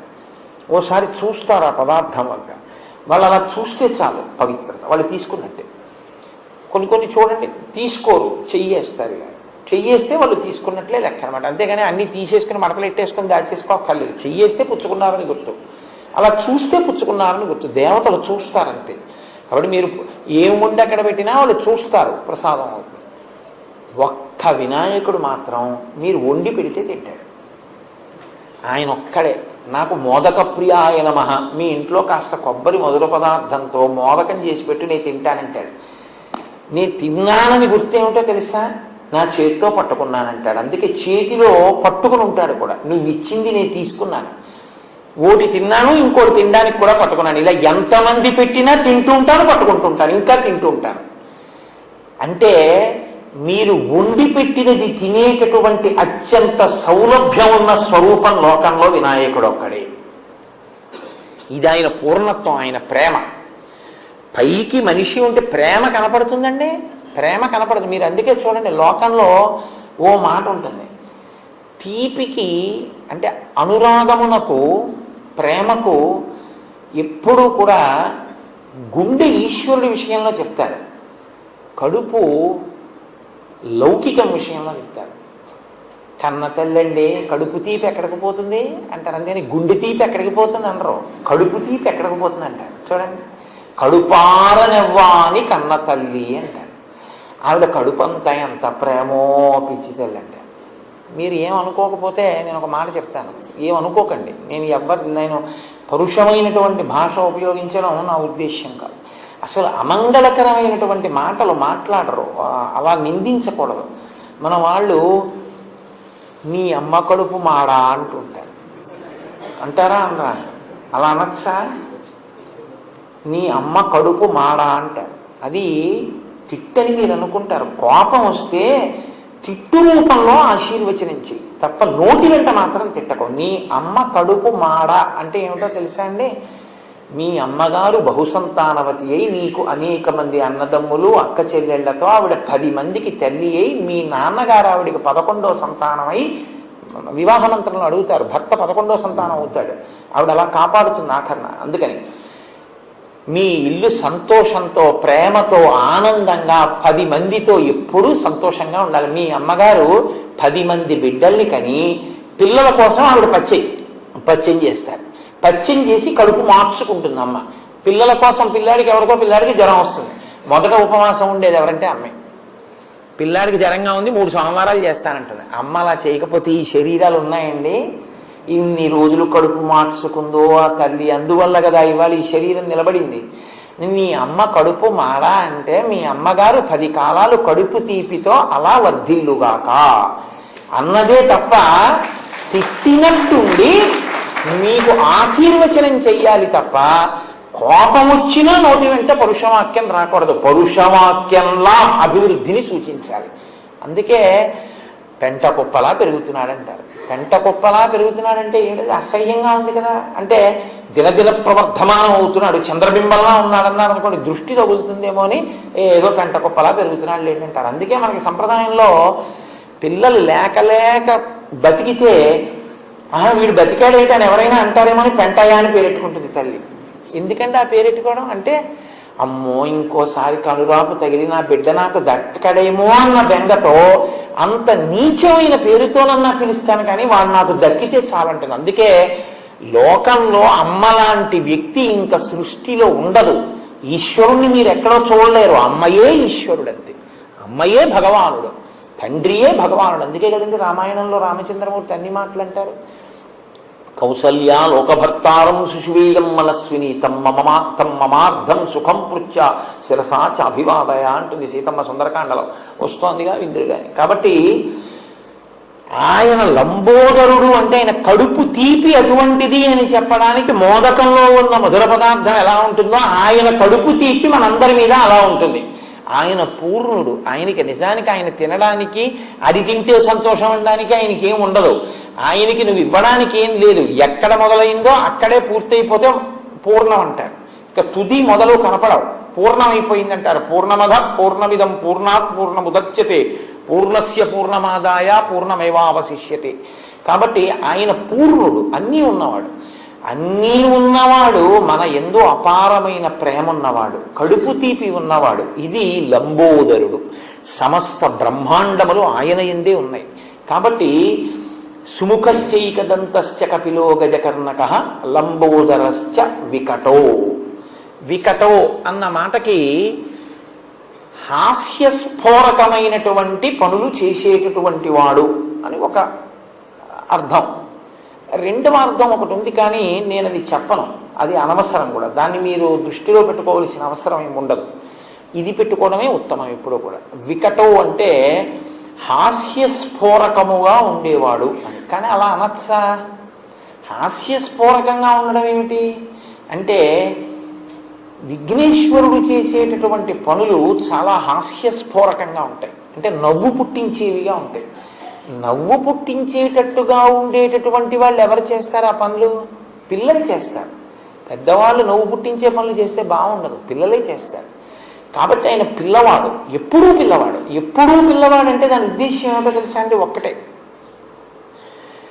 పిల్లవాడికి ఓ లక్షణం ఉంటుంది, ఇప్పుడే కోపం వస్తుంది, ఇప్పుడే మర్చిపోతాడు. మీరు చూడండి, పిల్లలు ఏదో ఇవ్వలేదని కోప్పడిపోయి ఏడి చేసి ఇలా ఎర్రగా ముఖం పెట్టేస్తారు, అంతే. 10 నిమిషాలు అవ్వదు, మీరు వాడిని ఎత్తుకుని ఇలా తీసుకెళ్ళి చూడు కాకి, నాన్న కాకే అంటే వాడు మర్చిపోయి కాకి అంటాడు మీతో. ఇప్పుడు కోపడతాడు, అప్పుడు మర్చిపోతాడు. అలా భక్తుల మీద కోపమే పెట్టుకోకుండా చేసిన దోషానికి శిక్షించి మళ్ళీ వెంటనే అనుగ్రహించే స్వరూపం ఏదుందో, అందుకే మీకు వినాయకుల్లో ఉన్న గొప్పతనం ఏమిటో తెలుసా అండి? కర్మ ఫలితంగా మీరు ఏదైనా ఆపదలో ఉన్నారనుకోండి, వినాయకుడి కాళ్ళు పట్టుకుంటే ఆయన ఏం చేస్తాడంటే ఆ ఆపద రూపంలో మీ కష్టంలో వ్యగ్రత కల్పించి తీసేసి మీకు శాశ్వత సుఖాన్ని ఇచ్చేస్తాడు. అది గణపతి యందు బాగా తత్వంలో ప్రకాశిస్తుంది. నేను మీకు ఒక ఉదాహరణ చెప్పవలసి వస్తే, కుంభకోణంలో ఒక విఘ్నేశ్వరుడు ఉన్నాడు. ఆయన్ని చెరుకు విఘ్నేశ్వరుడు అంటారు. ఎందుకనో తెలుసా అండి? ఆ దేవాలయం దగ్గర ఒకసారి షుగర్ ఫ్యాక్టరీలోకి వెళ్ళిపోతూ ఒక చెరకు లారీ ఆగింది. వినాయకుడు చిన్న పిల్లాడి రూపంలో వచ్చి ఓ చెరుక్కర్ర ఇవ్వని అడిగాడు. అడిగితే ఆ యజమాని అన్నాడు, ఇది పంచదార చేస్తే తీయగా ఉంటుంది, మామూలుగా తింటే చప్పగా ఉంటుంది అన్నాడు. అంటే చుట్టుపక్కల వాళ్ళు అన్నారు, ఎందుకే మాటలు, ఓ చెరుక్కర్ర పిల్లాడికి ఇవ్వడానికి, చూడవా ఎంత ముద్దుగా ఉన్నాడో, ఓ చెరుక్కర్ర అడిగితే అన్ని అబద్ధాలు చెప్తావని. అబద్ధాలు కాదండి, నిజం, నా చెరుకు అటువంటిదే, పంచదార చేస్తే తీయగా ఉంటుంది, మామూలుగా తింటే చప్పగా ఉంటుంది, అందుకే ఇవ్వలేదన్నాడు. ఆహా అని ఆ పిల్లాడు వెళ్ళిపోయాడు. మర్నాడు అతనికి దానికి కావలసిన ద్రవ్యం ఇచ్చేటప్పుడు దాంట్లో ఉన్నటువంటి రసం ఎంత చూడడానికి ల్యాబ్ టెస్టింగ్ పెడతాయి శాంపుల్స్. వెళ్ళినప్పుడు అది చప్పగా ఉంది అని రిజల్ట్ వచ్చింది. రిజెక్ట్ చేసింది షుగర్ ఫ్యాక్టరీ, మాకు వద్దు ఈ చెరుకని. అతను తెల్లపోయాడు. నిన్న ఒక పిల్లాడు వస్తే చెరుకు తింటే చప్పగా ఉంటుందన్నాను, అందుకే చప్పగా అయిపోయింది. ఇదేంటి చెరుకు చప్పగా అయిపోవడం ఏంటి? వెంటనే అతను ఏం చేశాడంటే ఓ 10 చెరుక్కర్రలు పట్టుకెళ్ళి చూశాడు ఆ పిల్లాడి కోసం. పిల్లాడు కనపడలేదు, వినాయకుడు గుడి కనపడింది, పట్టుకెళ్ళి అక్కడ పెట్టేశాడు. పెట్టేసి వెళ్ళి మళ్ళీ కర్ర తీసి ఏదో పొరపాటు జరిగిందేమోనండి టెస్ట్ చేయండి అన్నాడు. తీయటి రసం వచ్చింది. ఇప్పటికీ చెరుకు వినాయకుడు అంటారు అక్కడ. ఆయనలో ఉన్న చాలా గొప్ప గుణం ఏమిటో తెలుసా అండి? ఉపాసన చేస్తే అనుగ్రహిస్తాడు. ప్రత్యేకించి మీరు ఇంక కిందకి పడిపోవడం తథ్యమని మీ కర్మ ఫలితం మీకు వచ్చేసి మీరు కిందకి వెళ్ళిపోతున్నప్పుడు మీరు వినాయకుడి కాళ్ళు కానీ పట్టుకున్నారనుకోండి, ఆయనకున్న గొప్పతనం ఏమిటో తెలుసా అండి? బాధని గబగబగా అనుభవింపచేసి చాదని లాగినట్టు లాగేస్తాడు పైకి. మళ్ళీ లాగేసి మిమ్మల్ని సమున్నత స్థితిలోకి తీసుకెళ్లి నిలబెడతాడు. అది గణపతి యొక్క అనుగ్రహం. అలా ఉంటుంది. కావ్యకంఠ గణపతి మునిని ఒక మహాపండితుడు, మహావిద్వాంసుడు, భగవాన్ రమణుల శిష్యులు. ఆయన ఒకానొకప్పుడు కాశీపట్టణంలో వెళ్ళి అక్కడ కూర్చున్నారు. కూర్చుని గణపతి ముని తండ్రి గారు కూర్చుని ఉపాసన చేస్తుంటే ఆయనకి అకస్మాత్తుగా గణపతి విగ్రహంలోంచి ఒక పసిపిల్లవాడు పాకుతూ వచ్చి తొడ మీద చేతులు వేసి ఆయన్ని చూస్తున్నట్లు అనిపించింది. ఆయన ధ్యానంలో ఉన్నారు. ఇదేమిటి ఇలా అనిపిస్తోంది, నాకు ఎవరో పిల్లవాడు పాకి వచ్చి నా తొడ మీద చేతులేసి చూస్తున్నట్లుంది అని కళ్ళు తెరిచి చూశారు. నాకు గణపతి అనుగ్రహంతో గణపతి కొడుగ్గా పుడుతున్నారు అని నిర్ణయం చేసుకుని నాకు పురిటిమైలు వచ్చిందని ఆయన గుళ్ళోకి వెళ్లకుండా ఇంటికి వెళ్ళిపోయారు. అప్పుడు టెలిగ్రామ్లు అవి ఏం లేవు. ఇంటికి వెళ్ళిపోతే, ఎందుకంటే ఆయన యాత్రలో ఉన్నారు, ఎక్కడికని ఇస్తారు టెలిగ్రాము. వెళ్ళిపోతే ఆయనకి ధ్యానంలో ఎప్పుడు తొడ మీద ఒక పిల్లవాడు చేయవేసినట్టు అనిపించిందో అదే ముహూర్తంలో కొడుకు పుట్టాడు. ఆయనే మహావిద్వాంసుడయ్యాడు. కావ్యకంఠ గణపతి ముని అని మంత్రద్రష్ట అయ్యారు ఆయన. చిట్ట చివరి అవతార పరిసమాప్తి కూడా అలాగే చేశారు. తెలియక ఖర్గపూర్ అనుకుంటాను, గణపతి నవరాత్రులకు ఆయన వెడితే సాక్షాత్ వినాయకుడు లాంటి వారిని కూర్చోబెట్టి ఆయనకే గణపతి పూజ చేసేసి ఉద్వాసన మంత్రం చెప్పేశాడు అర్చకుడు పొరపాటున. యజ్ఞేన యజ్ఞమైదంత దేవాహత్తాని ధర్మాన్ని ప్రథమాన్యాసన్ అన్నాడు వెళ్ళిపోమ్మని. అంటే మూర్తిని కదిపేస్తాం కదా, అంతే. ఆయన శరీరం వదిలేశాడు. మంత్రభాగమేనండి, దాని శక్తి చూపిస్తుంది. కాబట్టి గణపతి చాలా గొప్పగా అనుగ్రహిస్తాడు. మహానుభావుడు వినాయకుడు. కాబట్టి వికటో, ఆయన చేసే పనులు హాస్యస్ఫోరకంగా ఉంటాయి, కానీ ఆయన చాలా బాగా అనుగ్రహించేటటువంటి స్వరూపం ఉన్నవారు. ఆయన చేసే పనులు ఏమిట్రైలాగా అనిపిస్తుంది, కానీ చాలా గమ్మత్తుగా ఉంటుంది ఆయన చేసేది. మీకు నేను ఉదాహరణ చెప్పాలంటే, ఇందాక అన్నా కదా శ్రీకాంతో మాతులో యస్య, మేనమామ గారు శ్రీ మహావిష్ణువు. ఒకసారి వినాయకుడి పుట్టినరోజు వచ్చింది. వినాయకుడు పుట్టినరోజు వస్తే వినాయకుడు మేనమామని పిలిచారు. మేనమామ అత్తయ్య వెళ్ళారు, లక్ష్మీదేవి నారాయణుడు. ఏవో బహుమానాలు పట్టుకెళ్ళాడు మేనల్లుడికని. అన్నీ అక్కడ పెట్టి, ఒరే నాన్న నీకు తెచ్చాను రా అని చూపిస్తుంటే ఇవన్నీ ఇస్తూ ఉండడంలో సుదర్శన చక్రాన్ని పక్కనెట్టుకున్నాడు ఆయన. ఆ పిల్లాడికి ఈ చక్రం నచ్చింది, గుడుక్కుని నోట్లో పడేసుకున్నాడు. ఏముందంటే ఆ తొండంతో తీసి ఇలా పెట్టి మింగేశాడు. అయ్య బాబాయ్ నా చక్రం ఏదన్నాడు. మింగేశాను మామయ్య అన్నాడు. అయ్య బాబాయ్ మింగేస్తే ఎలాగరా, మరి ఎలాగరా, ఇచ్చేయరా అంటే ఇస్తాడా? ఆ లంబోదరంలో పడేసుకుని పరిగెడుతున్నాడు అటు ఇటును. అప్పుడు శ్రీ మహావిష్ణువు ఆలోచించారు, ఎలా వీడి కడుపులోంచి తేవడం. వీడికి ఏదైనా హాస్యస్ఫోరకంగా ఉంటే సంతోషిస్తాడు ఆయన. అదో విచిత్రం. మిగిలిన ఈ దేవుళ్ళ దగ్గర వీడు డిసిప్లిన్డ్గా కూర్చోవాలి. ఆయన దగ్గర సంతోషమైన పనులు చేస్తే సంతోషిస్తాడు ఆయన. వీడికి నవ్వు పుట్టిద్దామని కుడి చెవి తీసి ఈ చెవిని ఎడం చెవిని పట్టుకుని గుంజీలు అన్నవి మొదట తీసిన వారు విష్ణుమూర్తి. గుంజీలు తీశారు. తీస్తే వినాయకుడు చూసి మామయ్య అదేమిటి ఇలా పట్టుకుని అలా ఊగుతున్నామని పెద్ద నవ్వు నవ్వాడు. పిల్లవాడికి పలక మారి లోపల నుంచి సుదర్శన చక్రం బయటపడిపోయింది. అమ్మయ్య చాలరా బాబు అని తలుపుకుని తీసుకున్నాడు. అందుకే ఇప్పటికీ ఆయన అనుగ్రహానికి ఏం చేస్తారంటే వెళ్ళి గుంజీలు తీస్తారు ఆయన దగ్గర. ఎక్కడి నుంచి వచ్చింది ఇదంటే శాస్త్రంలో అక్కడి నుంచి వచ్చింది. హాస్యస్ఫోరకంగా ఉండి అనుగ్రహిస్తారు. మీరు చూడండి, ఈ లోకానికి ఆయన ఎంత ఉపకారం చేశారో తెలుసా? గోకర్ణ క్షేత్రం ఎక్కడి నుంచి వచ్చిందండి? ఆయన అనుగ్రహమే. రావణాసురుడు శివలింగాన్ని పట్టుకెళ్ళిపోతుంటే బ్రహ్మచారి రూపంలో వెళ్ళి, అందాక నేను పట్టుకుంటాను, బరువుగా అనిపిస్తే 3 మాటలు పిలుస్తాను, రాకపోతే కిందెట్టేస్తాను. ఖచ్చితంగా సంధ్యావనంలో అర్ఘ్యం ఇచ్చే వాటికి రావణ అని కింద పెట్టేశారు. ఒక్క మొట్టిగా కొడితే సొట్టడిపోయిందండి. ఇప్పటికీ గోకర్ణ క్షేత్రంలో సొట్టబడిపోతుంటారు మహానుభావుడు. హాస్యస్ఫోరకంగా ఉంటుంది ఆయన చేసే పని, కానీ గోకర్ణ క్షేత్రం వచ్చింది. అలాగే విభీషణుడు రంగనాథుడిని పట్టుకెళ్ళిపోతున్నాడు. మా నాన్నగారికి చిదంబరంలో నటరాజు అని పేరు. మా నాన్నగారు నాట్యం చేస్తారని. పాపం మా మామయ్యకే రాజన్న పేరుతో క్షేత్రం లేదని ఆయన మామయ్య కోసం ఏం చేశారో తెలుసా? విభీషణుడి దగ్గరికి వెళ్ళి కావేరీ నదిలో స్నానం చేయాలనిపించింది విభీషణుడికి.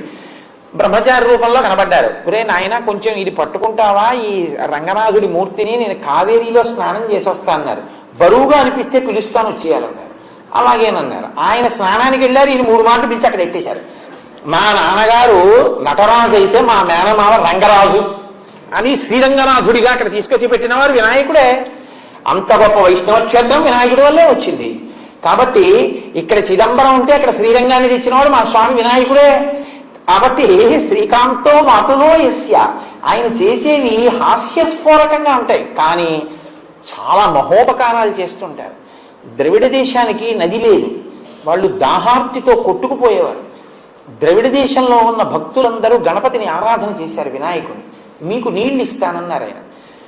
అగస్త్య మహర్షి యొక్క కమండలంలోకి నదీ జలాలు ఉండేవి, గంగా నదిలాగా. కాబట్టి ఆ కమండలం కింద కాని పడిందో పెద్ద నది ప్రవహిస్తుంది. ఆయన ఒక కొండ శిఖరం మీద కూర్చుని ఉపాసన చేస్తున్నారు అగస్త్య మహర్షి. ఈయన విఘ్నేశ్వరుడు కాకి రూపంలో వెళ్ళి కమండలం కింద పడేశారు. అప్పుడు పుట్టింది కావేరీ నది. కావేరీ నది అగస్త్య మహర్షి యొక్క కమండలంలోంచి వచ్చింది. అందుకే ఇప్పటికీ ద్రవిడ దేశంలో తమిళనాడులో మా అభివృద్ధి అంతా వినాయకుడు భిక్షని చెప్పుకుంటారు వాళ్ళు. కావేరీ నది ఉంది కాబట్టి మేము అన్నం తింటున్నాం అంటారు. వినాయకుడు భిక్షని మీకు అందుకే ఎక్కడ చూసినా వినాయకుడు గుళ్ళు ఉంటాయి తమిళనాడు అంతా. కాబట్టి ఆయన కాకి రూపంలో పడేసి బ్రహ్మచారి రూపంలో పారిపోతున్నారు. నా కమండలం కింద పడేశావు, నదీ ప్రవాహం కింద నీరంతా ఇంత గొప్ప నీరు వెళ్ళిపోయిందని అగస్త్య మహర్షి కూడా పొట్టిగా ఉంటాడు. ఆయన ఈ బ్రహ్మచారిని పట్టుకుందామని పరిగెత్తారు. పరిగెడితే కొంత దూరం పరిగెత్తించి వినాయక రూపంలో సాక్షాత్కరించారు. అగస్త్య మహర్షి అయ్యయ్యయ్యయ్యో, ఇంత చదువుకున్నాను, ఇంత తపస్సు చేశాను, లోకోపకారానికి కాకి రూపంలో నా కమండలం కనబడితే బ్రహ్మచారి రూపంలో కనబడితే బ్రహ్మచారిని కొట్టబోయాను. ఆవేశంలోని ఎందుకు నా బుద్ధి ఇది తెలుసుకోలేకపోయినా అయ్యయ్యో అని ఇలా అన్నాడు. అందుకే అప్పటి నుంచి ఎంత తప్పు ఆయన పట్ల చేసినా గణపతి దగ్గరికి వెళ్ళి ఇలా అంటే ఆయన సంతోషిస్తారు, తప్పులు మన్నిస్తారు. అందుకు వచ్చాయండి ఇవన్నీ, ఉత్తినే వచ్చాయనుకుంటారా? వికటో హాస్యస్ఫోరకంగా ఉన్నట్టుంటే ఆయన చేసే పనులు, కానీ ఆయన చాలా గొప్పగా అనుగ్రహిస్తారు. మీరు ఏ దేవుడి దగ్గరికన్నా వెళ్ళి ఇలా అంటే రక్షించడం, గుంజీలు తీస్తే రక్షించడం అలా ఉండదు. ఆయన దగ్గర ఏమీ అక్కలేదు, వెళ్ళి ఇలా కొట్టుకుని 3 గుంజీలు తీసేస్తే చాలు. ఆయన అన్ని తప్పులు క్షమించి నేను ఉన్నాను లేరా నీ వెంటంటారు. అంటే వికటో. సరే, ఇంకా దాన్ని అక్కడతో వదిలేస్తాను. సుముఖశ్చైక దంతశ్చ కపిలో గజకర్ణక లంబోదరశ్చ వికటో విఘ్నరాజు. ఇంకా సగం కూడా అవ్వలేదు. ఏమండి, ఎంత ఒక వాక్యంలో పూర్తి చేసేస్తాను. 16 అది పెద్ద విశేషమే ఉంది. వికటో విఘ్నరాజు వినాయక. విఘ్నరాజు వినాయకుడు అని 2 పేర్లు. మీరు బాగా జ్ఞాపకం పెట్టుకోవాలి ఈ విషయాన్ని. ఒకే దేవాలయ ప్రాంగణంలో 2 వినాయకులు ఉన్నారనుకోండి, ఒకే దేవాలయ ప్రాంగణంలో 2 వినాయకులు ఇక్కడ ఉన్నారు. అలాగే ఉంటే ఒకరు విఘ్నరాజు, ఒకరు వినాయకుడు. మీరు రాజద్వారంలోంచి లోపలికి రాగానే కనపడేవాడు విఘ్నరాజు, ఇంకా లోపలికిడితే కనపడేవాడు వినాయకుడు. విఘ్నరాజు వినాయకుడు సమాన స్థాయిలో పూజలు అందుకుంటారు ఎప్పుడు. ఎందుకో తెలుసా అండి? ఒకరు విఘ్నాన్ని కల్పిస్తారు, ఒకరు విఘ్నాన్ని తీసేస్తారు. విఘ్నాన్ని కల్పిస్తే విఘ్నరాజు, విఘ్నాన్ని తీసేస్తే వినాయకుడు. అదేమిటంటే కల్పించడం ఎందుకండి అని మీకు అనుమానం రావచ్చు. విఘ్నాన్ని ఎందుకు కల్పిస్తారో తెలుసా అండి? మిమ్మల్ని ఏదైనా మీరు చేసినటువంటి గత జన్మలలోని పాపకర్మ మహోగ్రమైన రూపంతో తరువుకొచ్చి మీకు ఏదైనా చాలా ఉగ్రమైన ఫలితాన్ని ఇవ్వబోతుంటే చిన్న ప్రతిబంధకంగా అడ్డొచ్చి తీసేస్తాడు. ఏదో మీరు చాలా ముఖ్యమైన పని మీద వెళ్ళాలి, ఒక పెద్ద లారీ ఒకటి అడ్డొస్తుంది. అమ్మ బాబోయ్, ఇప్పుడు ఈ లారీ వెళ్తుందా మనం పెడతామా అనుకుంటాం, 10 హారలు కొట్టేస్తాం, ఆ లారీ వెళ్ళిపోతుంది, మీరు వెళ్ళిపోతారు. చాలా పెద్ద ఉపద్రవాన్ని చిన్న ప్రతిబంధకంగా చేసి తీసేస్తాడు ఆయన విఘ్నరాజు. మీకు ఆ కల్పించినటువంటిది విఘ్నరాజ స్వరూపం, మీ పాపాన్ని తీసేసి విఘ్నాన్ని తీసేసేది వినాయక స్వరూపం కాదు. ఇంకొక అర్థం ఏమిటో తెలుసా అండి? లోకాన్ని పాడు చేయాలని, మిమ్మల్ని వ్యక్తి స్థాయిలో మిమ్మల్ని పాడు చేయాలని, విశాల పరిధిలో దేశాన్ని పాడు చేయాలని ప్రయత్నించే వాళ్ళ ప్రయత్నాలకి విఘ్నం కల్పించి మిమ్మల్ని రక్షించేవాడు విఘ్నరాజు. ఆ రక్షణ పరిపూర్ణం చేసి మీకున్నది మీకుంచి మిమ్మల్ని కాపాడేవాడు వినాయకుడు. అందుకని ఒక దేవాలయంలో 2 ఉంటే చాలా గొప్ప విషయం. ఇద్దరికీ నమస్కారం చేయడం, ఇద్దరికీ పూజ చేయడం విశేష ఫలితాన్ని ఇస్తుంది. కాబట్టి విఘ్నరాజో వినాయక కాదు. ఇంకొక అర్థం ఏమిటో తెలుసా అండి? మీకు గుర్తు చేస్తాడు తప్పు జరిగిందని. నేను ఎన్ని ఉదాహరణలు నేను చెప్పను, ఏదో ఒకటి చెప్తాను. చూడండి, వెల్లూరు అని ఉంది ఆంధ్రప్రదేశ్ బోర్డర్లో, తిరుపతి చిత్తూరు డిస్ట్రిక్ట్. ఆ వెల్లూరు దగ్గర షేన్పెక్కం అని ఒక ఊరు. ఆ ఊర్లో 11 మంది వినాయకులు భూమి లోపలికి ఉన్నారు. వాళ్ళు పైకి రాలేదు. ఏకాదశ రుద్రుల్లాగా ఏకాదశ వినాయకులు స్వయంభూ 11 మంది. ఒకానొకప్పుడు మరాఠాకి చెందినటువంటి ఒక రాజు అటుగా వెళ్ళిపోతున్నాడు. ఒక రాత్రి వేళ వెళ్ళిపోతుంటే ఆయన రథం తాలూకా ఇరుసు విరిగిపోయి ఆగిపోయింది. అరే, ఇంత రాత్రి వేళ రథం ఇరుసు విరిగిపోయింది ఏమిటి అని కిందకి దిగితే కాళ్ళకి తడిగా తగిలింది. ఏదో ఏమిటి కాళ్ళకి తడిగా తగిలింది అని దీపం తెప్పించి చూశాడు. నెత్తుటి మడుగు ఉంది. ఆయనకి అర్థం కాలేదు. నెత్తుటి మడుగు ఏమీ కనపట్టలేదు, ఇరుసు విరిగిపోయింది.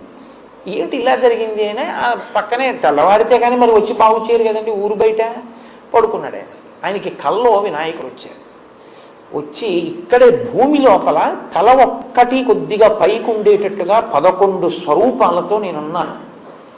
ఎన్నడూ ఎవ్వరూ వెళ్ళని మార్గంలో నువ్వు వెడుతూ నీ రథ చక్రం నా తల మీదకి ఎక్కింది. నా తల చిట్లి నెత్తురు కారింది. జరిగిన పొరపాటు జరిగింది, అందుకే రథం ఇరుసు విరిగిపోయింది. నీవు రాజు కనుక ఈ 11 మంది మూర్తులకి దేవాలయం కట్టు, కానీ మూర్తులు మాత్రం లోపలికే ఉంటాయి, తలలు కనపడతూ అని చెప్పారు. ఇక్కడ దేవాలయం కట్టారు. ఆ షేన్పెక్కం ప్రత్యేకించి కంచికామకోటి పీఠాధిపతులుగా ఉండేవారు. నడిచే దేవుడిని పేరుగాంచినటువంటి చంద్రశేఖరేంద్ర సరస్వతి స్వామి వారికి చాలా పట్టు. ఆయనకి ఆ వినాయకుడికి నేను కొబ్బరికాయలు కొట్టి వెడతాను అని సంకల్పం చేసుకున్నారు. ఎప్పుడు ఆయన అటువైపుగా వెళ్ళిపోతూ ఆయన ముందు వెళ్ళిపోతున్నారు నడిచి. వెనకాతల ఇప్పుడు కంచికామకోటి పీఠానికి ఆధిపత్యం వహిస్తున్న జయేంద్ర సరస్వతి, ఇప్పుడు ప్రస్తుతం గుంటూరు విజయవాడలోనే ఉన్నారు ఆయన. జయేంద్ర సరస్వతి స్వామి వారు వెనకాల ఏనుగు మీద వస్తున్నారు. పరమాచార్య స్వామి వారి షేన్పెక్కం దాటి ముందుకెళ్ళిపోయారు. ఆ దేవాలయం దగ్గర దాకా వచ్చేటప్పటికి జయేంద్ర సరస్వతి స్వామి వారి ఇక్కడ ఏనుక్కి వెర్రెక్కింది. అది ఎవరి మాట వినకుండా వెర్రి ఎక్కి అది ఎవ్వరి మాట వినకుండా గిర్ర గిర్ర గిర్ర గిర్ర తిరుగుతోంది. ఏనుగు అలా తిరగబడిన, ఏనుగు వ్యగ్రతను పొందిన ఏదో విషయాన్ని సూచిస్తోందని గుర్తు. అప్పుడు పట్టుకోలేకపోయారు ఆ ఏనుగుని ఎవ్వరు. అందరూ భయపడిపోయారు. పైనేమో స్వామివారు ఉన్నారు. ఏ ప్రమాదం జరుగుతుందో అని ముందుకెళ్ళిపోయిన పరమాచార్య స్వామి వారి దగ్గరికి పరిగెత్తారు. పరిగెత్తి స్వామి ఇలా జరిగిందన్నారు. ఏం చెయ్యం, ఏనుగుని ఏం చేసినా ఆగట్లేదు. పైనున్న జయేంద్ర సరస్వతికి ప్రమాదం జరుగుతుందేమో, పడిపోతారేమో అని, తొండంతో లాగేస్తుందేమో అని భయపడుతున్నామని. అంటే ఆయన అన్నారు, నా వల్ల అపరాధం జరిగింది. నేను ఇటువైపు వెడుతూ షేన్పెక్కంలో కొబ్బరికాయలు కొట్టి వెడతాను అనుకున్నాను, మరిచిపోయాను అని వెనక్కి వచ్చి ఏనుగుని ఎవ్వరూ ఏం చేయకుండా అలా వదిలేయండి అన్నారు. అది అలా గిర్ర గిర్ర తిరుగుతోంది. ఆయన వచ్చి విఘ్నరాజో వినాయక కాదు, వినాయక అంటే అర్థం ఏమిటో తెలుసా అండి? దాని వ్యతిరేకార్థంలో వి అన్న అక్షరం సంస్కృతంలో సమర్థిస్తుంది, వ్యతిరేకిస్తుంది కూడా. విచిత్రము అన్నాను అనుకోండి, విశేషమైన చిత్రము అని. విధవ అన్నాను అనుకోండి, భర్త లేనిది అని వ్యతిరేకార్థం ఇస్తుంది, సమర్థిస్తూ అర్థం ఇస్తుంది. వినాయకుడు అంటే తన మీద నాయకుడు లేనివాడు అని, తానే నాయకుడు. కాబట్టి అంత శ్రేష్టమైన నాయకుడు వినాయకుడు. కాబట్టి విఘ్నరాజో వినాయక. ఎక్కడి దాకా వచ్చాను? సుముఖశ్చైకదంతస్య కపిలో గజకర్ణక లంబోదరశ్చ వికటో విఘ్నరాజో వినాయక. ధూమకేతు, ఆయనకి ధూమకేతు అని ఒక నామం. ధూమకేతు అంటే తోక చుక్క అని అర్థం. తోక చుక్క దర్శనీయం కాదుగా. అయితే ధూమం అంటే పొగ, కేతు అంటే పతాకం, పొగ పతాకముగా కలిగినవాడు అని. ఆ పేరు ఎక్కడొచ్చింది వినాయకుడికి అంటే, ఒకానొకప్పుడు ధూమాసురుడు అని ఒక రాక్షసుడు ఉండేవాడు. ఆయన ఏమిటంటే విషపు వాయువుల్ని అందరి మీదకి పంపి చంపుతూ ఉండేవాడు. ఆయనకు అదో శక్తి. ఆయన గురించి ఎందుకంటే ఇప్పుడు మనం పాయిజనస్ గ్యాసులు విడిచిపెట్టుకోవట్లేదు కాబట్టి ఆయన అలా చంపుతూ ఉండేవాడు. ఒకానొకప్పుడు ఆయనకి జ్యోతిష్కులు ఒక మాట చెప్పారు, నిన్ను చంపేవాడు పక్క రాజ్యపు రాజుగారి భార్య కడుపున పుడుతున్నాడు. ఈయన రాక్షసుల్ని పంపించాడు ఆ రాణిగారిని చంపేమని.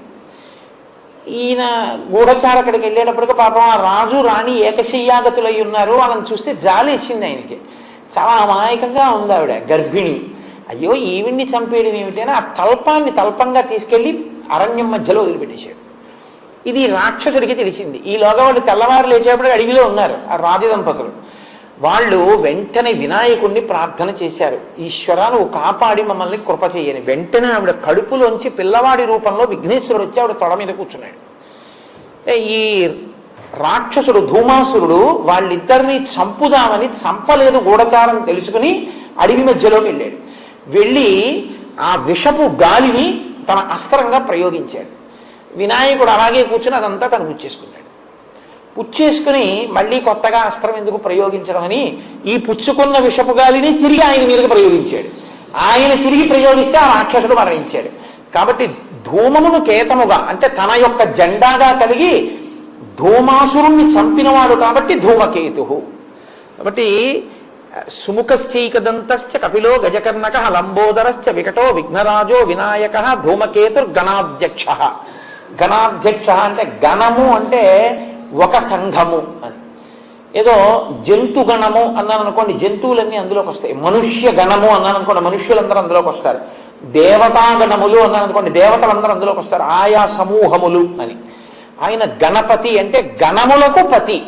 ఎన్ని గణములు ఎన్ని సమూహములు ఈ లోకంలో ఉన్నాయో అన్నిటికీ పతి అంటే పొందబడవలసిన వాడు అని. పతి అంటే ఆయనని పొందుతుంది స్త్రీ, దాంతో పరిపూర్ణత్వాన్ని సాధించుకుంటుంది పతిని పొంది. కాబట్టి ఆయన వలన పూర్ణత్వాన్ని పొందుతుంది, బిడ్డల్ని పొంది. మనమందరం ఆ పతి మనకి గతి, ఆయన్ని మనం పొందుతాం. గణములన్నిటికీ లోకంలో ఉన్న సమస్త భూతముల చేత పొందబడవలసిన వాడు ఆయనే కాబట్టి ఆయన గణపతి. కాబట్టి విఘ్నరాజో వినాయక ధూమకేతుర్ గణాధ్యక్ష పాలచంద్రో. పాలచంద్రు అంటే పరమశివుడు ఎలా తన కిరీటం మీద ఆ శిరస్సు మీద చంద్రమౌళి అంటారు, తదియనాటి చంద్రబింబం ఎలా ఉంటుందో అటువంటి చంద్రరేఖని ధరిస్తాడో ఈయన కూడా చంద్రరేఖని ధరించేటటువంటి స్వరూపం ఉన్నవాడు. నేను వివరంగా చెప్పడం కుదరదు కానీ చతుర్దశి మహాత్మ్యము అని చాలా అద్భుతమైనటువంటి విషయం అది, కానీ చాలా దీర్ఘంగా ఉంటుంది. వేరొకసారి ఎప్పుడైనా ప్రస్తావన చేస్తాను. వినాయకుడే ఒకానొకప్పుడు చంద్రుణ్ణి ఆయన్ని చూసి నవ్వాడని నిన్ను చూసిన వాళ్ళందరూ అపనిందల పాలవుతారంటే చూసిన వాళ్ళందరూ తిరుగుతుంటే చంద్రుడు సముద్రంలో పడిపోయాడు. మళ్ళీ క్షీరసాగర మండలంలో పైకి వచ్చాడు. అప్పుడే చతుర్దశి మహాత్మ్యం ఇచ్చాడు ఆయన. చతుర్దశి నాడు ఎవరైనా వినాయకుడిని పూజిస్తే విశేష ఫలితాలు వస్తాయి.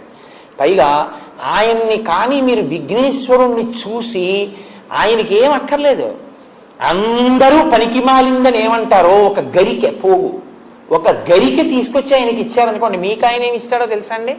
అష్టైశ్వర్యాలు ఇస్తాడు. అందుకే కర్ణాటకలో కన్నడ సంప్రదాయంలో పురంధరదాస్ గారిని కీర్తనలు ఉన్నాయి. ఆయన లంబోదర లకుముకిరా అంటారు. అంటే అర్థం ఏంటంటే, లంబోదర నీవు లక్ష్మీకారకుడవురా, నువ్వు లక్ష్మిని ఇస్తావు మాకు. వాళ్ళ నాన్నగారు ఏం చేస్తారు, ఒక్కసారి జ్వాలాతోరణం అని ఆవిరిగడ్డి ధాన్యం అంతా మీరుచుకుని గడ్డి తీసుకొచ్చి కాల్చి దాని కింద 3 మాటలు తిప్పితే చాలు, యవసదనం కనబడకుండా ఆయన అనుగ్రహిస్తాడు. గరిక పట్టుకొచ్చి కాళ్ళ మీద వేస్తే చాలు, పొంగిపోయి అష్టైశ్వర్యాలు ఇస్తాడు ఈయన. కాబట్టి పాలచంద్రో గజానన, ఏనుగు యొక్క ముఖం ఉన్నవాడు. మళ్ళీ ఇది ఏమండి మీరు ఇందాక చెప్పినట్టు సుముఖ అన్న దాంట్లోకి వస్తోంది. సుముఖలోకి ఏనుగు ముఖాన్ని అన్వయం చేసి చెప్పాను మీకు, కానీ ఇప్పుడు ప్రత్యేకంగా ఏనుగునే చెప్తున్నారు. ఏనుగునే ఎందుకు చెప్తారో తెలుసా అండి? ఏనుగు తలకి ఒక బుద్ధి ఉంది. ఏమిటి ఆ బుద్ధి అంటే, మీకు ప్రపంచంలో ఒక పెద్ద క్రేన్ ఉందనుకోండి, ఆ క్రేన్ని ఈ పెద్ద ఇనప స్తంభాన్ని ఎత్తు అన్నారనుకోండి, ఎత్తేస్తుంది. ఓ గుండు సూదిని కిందేసి ఓ క్రేను ఈ గుండు సూది తీయి అన్నారనుకోండి, అది తీయలేదు, దానికి సాధ్యం కాదు. గుండు సూదిని శ్రావణం అని ఉంటుంది, కంసాలి వారి దగ్గర ఉంటుంది, వాళ్ళు ఇలా పట్టుకుని ఎత్తుతారు. అదేమి కంటికి ఇలా తీసి ఇలా పెట్టుకుని వాచీలు బాగు చేసేవాళ్ళు చిన్న శ్రావణం పెట్టి కనపడని కూడా చిన్న చిన్నవి శ్రావణంతో తీసేస్తుంటారు. ఇలాగ ఆ శ్రావణంతో మీరు కింద ఉన్న చిన్న సూదిని తీయచ్చు, ఒక పెద్ద ఇనప స్తంభాన్ని ఎత్తండి, ఎత్తలేరు. ఏనుగు తన బుద్ధి వైభవం చేత ఇంటింటి కళ్ళు, కానీ తన బుద్ధితో కింద ఉన్నటువంటి చిన్న సూదిని పైకెత్తుతుంది, పెద్ద స్తంభాన్ని పైకెత్తుతుంది. పెద్ద పెద్ద దేవదారు దొంగలతోటి శత్రురాజుల యొక్క రాజద్వారాలకు ఉన్నటువంటి తలుపులు బదలగొడుతుంది. ఏనుగులకి ఇనప గొలుసులేసి ఇనప గొలుసుల మీద దేవదారు దొంగలు పెట్టి ఏనుగుల్ని పరిగెత్తిస్తారు. పరిగెడితే ఈ దేవదారు దొంగలు వెళ్ళి రాజద్వారాలని గుద్దుతాయి. ఆ కోట గుమ్మాలు అంతంత బలంగా ఉండే పూర్వం కొన్ని నెలల పాటు ఏనుగులకి ఇనప గొలుసు లేచి దేవదారు దొంగలతో గుద్దిస్తే తలుపులు బద్దలయ్యేవి. అప్పుడు కోటలోకి ప్రవేశించేవారు. కాబట్టి ఏనుగు బరువైన పని చేస్తుంది, తేలికైన పని చేస్తుంది. లోకంలో అంత పెద్ద శరీరం ఉన్న ప్రాణి ఏనుగు ఒక్కటే. ఇంత పెద్ద శరీరం ఉన్న ఏనుగు తన శరీరంతో చంపేస్తుంది దేన్నైనా. ప్రయత్నం అక్కర్లేదు, తన కాలుతో తొక్కేస్తే చాలు. తన కాలుతో తొక్కగలిగినటువంటి ఏనుగు తొక్కడం మానేసి తన మీద ఎక్కడానికి తానే సాధనం అవుతుంది. మీరు ఎప్పుడైనా గురువాయూరులో చూశారో లేదో, ఏనుగు కాలు ఇలా చాపి నించుంటుంది. నించుంటే ఆ తాడు పట్టుకుని దాని మోకాల్లోనూ కాలు పెట్టి గబ్బ గబ్బ గబ్బ గబ్బ పైకి ఎక్కేస్తారు. తొండం ఇలా చాపి ఎక్కించుకుంటుంది. కాళ్ళు రెండు వెనక కాళ్ళు చాపి తోక పట్టుకుని కిందకి దిగిపోతుంటారు. అలా దిగిపోవడానికి అవకాశం ఇస్తుంది. కాబట్టి తన మీదకెక్కడానికి తానే సాధన అవుతుంది. తనని పొందడానికి తానే అనుగ్రహిస్తాడు వినాయకుడు. ఆయనే మిమ్మల్ని అనుగ్రహించి మిమ్మల్ని తన నెత్తి మీద ఎక్కించుకుంటాడు. అంత సులభుడు. కాబట్టి గజానన ఎంత పెద్ద పని చేస్తాడు. ఇదేమిట్రా నాకింత చిన్న పని అడగడం ఏమిట్రా అని అండో, మీకు ఎంత చిన్న పని చేసి పెడతాడు. కాదు, ఆయనకి గజముఖం ఎక్కడుంటే అక్కడ ద్వైపం అని పేరు. ద్వైపం అంటే ఏమిటో తెలుసా అండి? రెండంచెలలో తింటే ద్వైపం అంటారు. మనందరం ద్వైపం కిందకు వస్తాం. అది ఉత్కృష్ట ప్రాణి అని గుర్తు. రెండంచెల్లో తింటే అంటే ముందు చేత్తో పట్టుకుంటుంది, తర్వాత నోట్లో పెట్టుకుంటుంది. తప్ప కలియపడి తింటే హీనప్రాణి అని గుర్తు. ఒక కుక్క ఉందనుకోండి, అక్కడ ఏదో కనపడింది అనుకోండి, అమాంతం వచ్చి నోటితో గరిచేస్తుంది. తప్పించి చేత్తో పట్టుకు తినదు. ఒక కోడి, కుక్క, పిల్లి, పంది ఏదైనా అంతే. ఒక్క ఏనుగు మాత్రం, కోతి మాత్రం, మనిషి మాత్రం, ఈ ముగ్గురు ద్వైపాలు. వీళ్ళు చేత్తో పట్టుకుని తర్వాత నోట్లో పెట్టుకుంటారు. ఏనుగు చూడండి, పదార్థాన్ని చేత్తో పట్టుకుని తర్వాత ఇలా తిప్పి చక్కగా ఇలా నోట్లో పెట్టుకుంటారు. లోపలికి తీసుకునేటప్పుడు రెండంచెలు, బయటికి విసిరేసేటప్పుడు ఒకటే అంచె. ఏనుగు నీళ్ళని బయటికి విసిరేయాలనుకుంది అనుకోండి, లాగి రెండంచెల్లో విసరదు, ఒక్కసారి జుమ్మని విసిరవతల పారేస్తుంది అంతే. చెయ్యి నాకెందుకనుకున్నా ఇచ్చేద్దాం అనుకుని సంకల్పం చేసినా, ఇవి ఇచ్చేద్దాం అనుకున్నాడు అనుకోండి, ఆలోచనలు ఇచ్చేస్తాడంతే. ఇవ్వడంలో ఒక్కంచె, పుచ్చుకోవడంలో 2 మాటలు, 2 సార్లు ఆలోచిస్తే కానీ ఏది పుచ్చుకోడు. తీసుకునేటప్పుడు అంత ఆలోచించి తీసుకుంటాడు, ఇచ్చేసేటప్పుడు ఆలోచన లేకుండా ఇచ్చేస్తాడు. ఇది ఆయన గొప్పతనం. కాబట్టి ద్వైపం, అది గజముఖం. కాదు, లోకంలో అన్ని ప్రాణులకు కూడా తోక అనేటటువంటిది హీనపక్షంగా ఉపయోగపడుతుంది. అందుకే ఓ సామెత, దాన్ని తోకటూ తిరుగుతున్నాడంటారు. తోకని ఎవరు పట్టుకోరు. పైగా మీకు లోకంలో ఇంకొక విచిత్రం ఏంటంటే, గోరు వెంట్రుక ఈ 2 కూడా పరమ అమంగళప్రదాలు. అసలు వెంట్రుక అంటే ఒక 6 నెలల ఉపన్యాసం చెప్పచ్చు, అంత సబ్జెక్ట్ ఉంది దాని మీద. ఆ వెంట్రుక మీద ఏదో వెంట్రుక అంటాం కానీ మనం వెంట్రుక అన్నది అంత గొప్పదండి. లోకంలో ఎవరైనా పెద్దలు కానీ మీ ఇంటికి పలహారానికి కానీ భోజనానికి కానీ దేనికైనా వచ్చారనుకోండి, అన్నిటికన్నా జాగ్రత్త ఏంటంటే వెంట్రుక వెళ్లకుండా చూసుకోవాలి ఎప్పుడు. నేను వెంట్రుక కానీ కనపడితే ఇక ఆ భోజనాన్ని చేయకూడదు, ఉత్తరాపోసనం బట్టి లేచిపోవాలి. పూజ జరుగుతుండగా వెంట్రుక కానీ ఎగిరి వచ్చిందనుకోండి, ఆ పూజ అక్కడితో పోతుంది. తీసి మళ్ళీ స్నానం చేసి పూజ చేయాలి. వెంట్రుక అంత అపవిత్రం. కానీ ఏనుగు తోక మీద ఉన్న వెంట్రుకని చుట్టి ఉంగరంలో పెట్టి పైన రాయిని పొదిగితే ఏ దృష్టి దోషం కానీ గ్రహదోషం కానీ ఉగ్రమైన భూతములు కానీ ఏమీ చేయలేవు. అందుకే పూర్వం రాజకుటుంబాల్లో పులి గోరు ఏనుగు వెంట్రుక గొలుసులో వేసేవారు. ఇప్పటికీ గురువాయూరులో కృష్ణ పరమాత్మ పులిగోరు వేసుకుని ఉంటాడు. చిన్ని కృష్ణుడికి పులిగోరు వేసింది యశోద. గోళ్లల్లో గొప్పది పులిగోరు, వెంట్రుకల్లో గొప్పది ఏనుగు వెంట్రుక.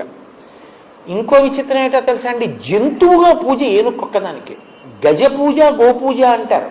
పీఠాల్లో ఈ రెండింటికి పూజ చేస్తారు, గజ పూజ గోపూజ ప్రధానంగా. అశ్వపూజ పక్కన పెట్టండి, గజ పూజ గోపూజ. ఇందులో గోపూజ జంతు పూజ కాదు, పరాశక్తి పూజ. గోపూజని ఎప్పుడూ కూడా మీరు జంతువుకి చేస్తున్న పూజ అనుకోకూడదు, అది పరాశక్తికి పూజ చేసినట్టు. అందుకే చంద్రశేఖర భారతీ స్వామి వారు శారదాదేవి గుళ్ళోకి ఎడుతుంటే ఆవు బయట పడుకుని ఉంటే తీయద్దని ఆవుకి పూజ చేసి వెళ్ళిపోయారు అంతే. పరాశక్తికే పూజ, ఆవుకి పూజ చేయడం అంటే పరాశక్తి అందుకుంటుంది.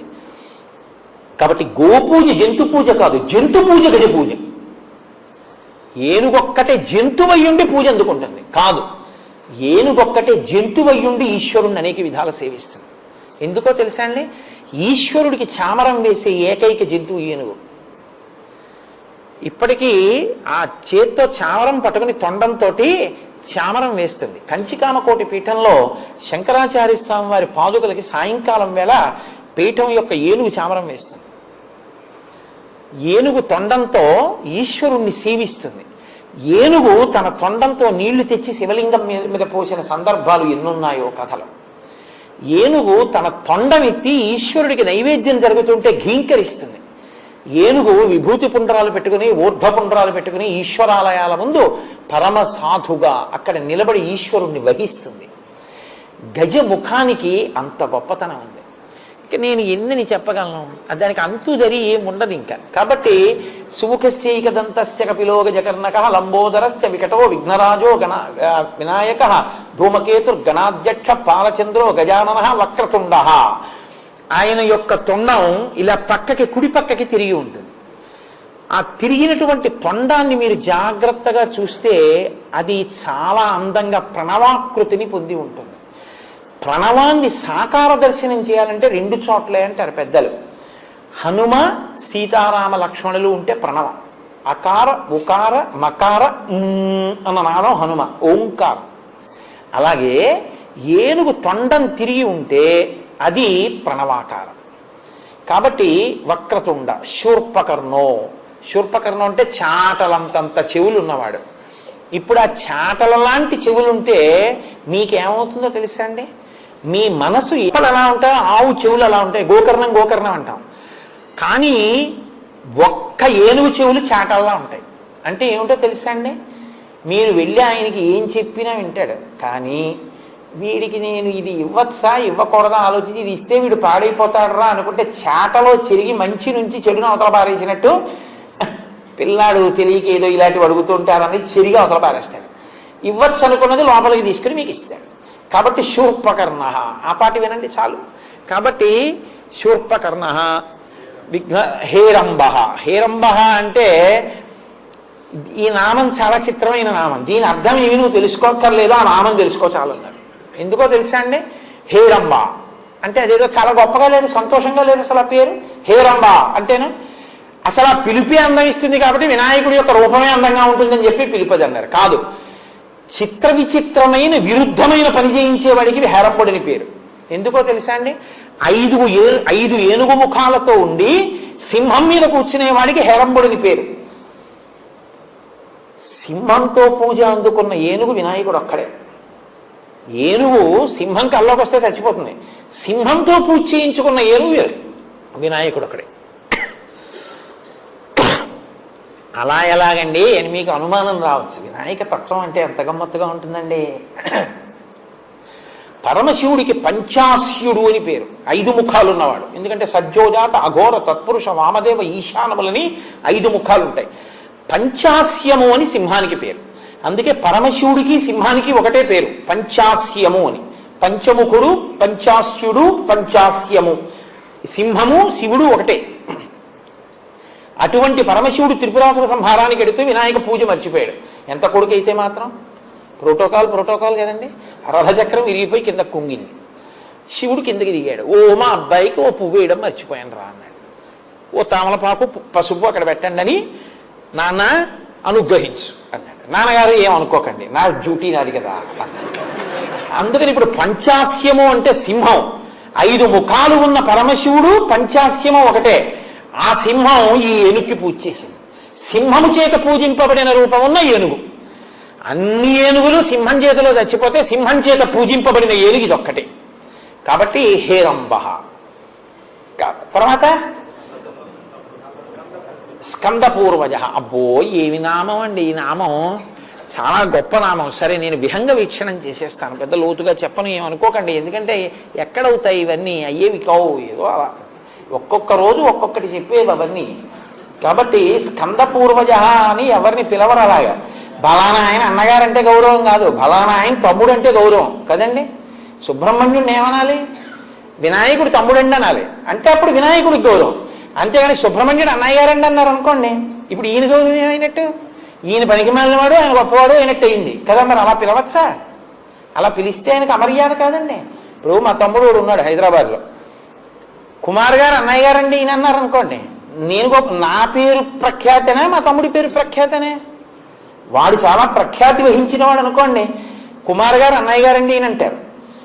కోటేశ్వరరావు తమ్ముడు గారండి ఈయన అన్నారు అనుకోండి, ఎక్కడికి వెళ్ళినా నేను ప్రఖ్యాతి వహించిన వాడిని గుర్తు.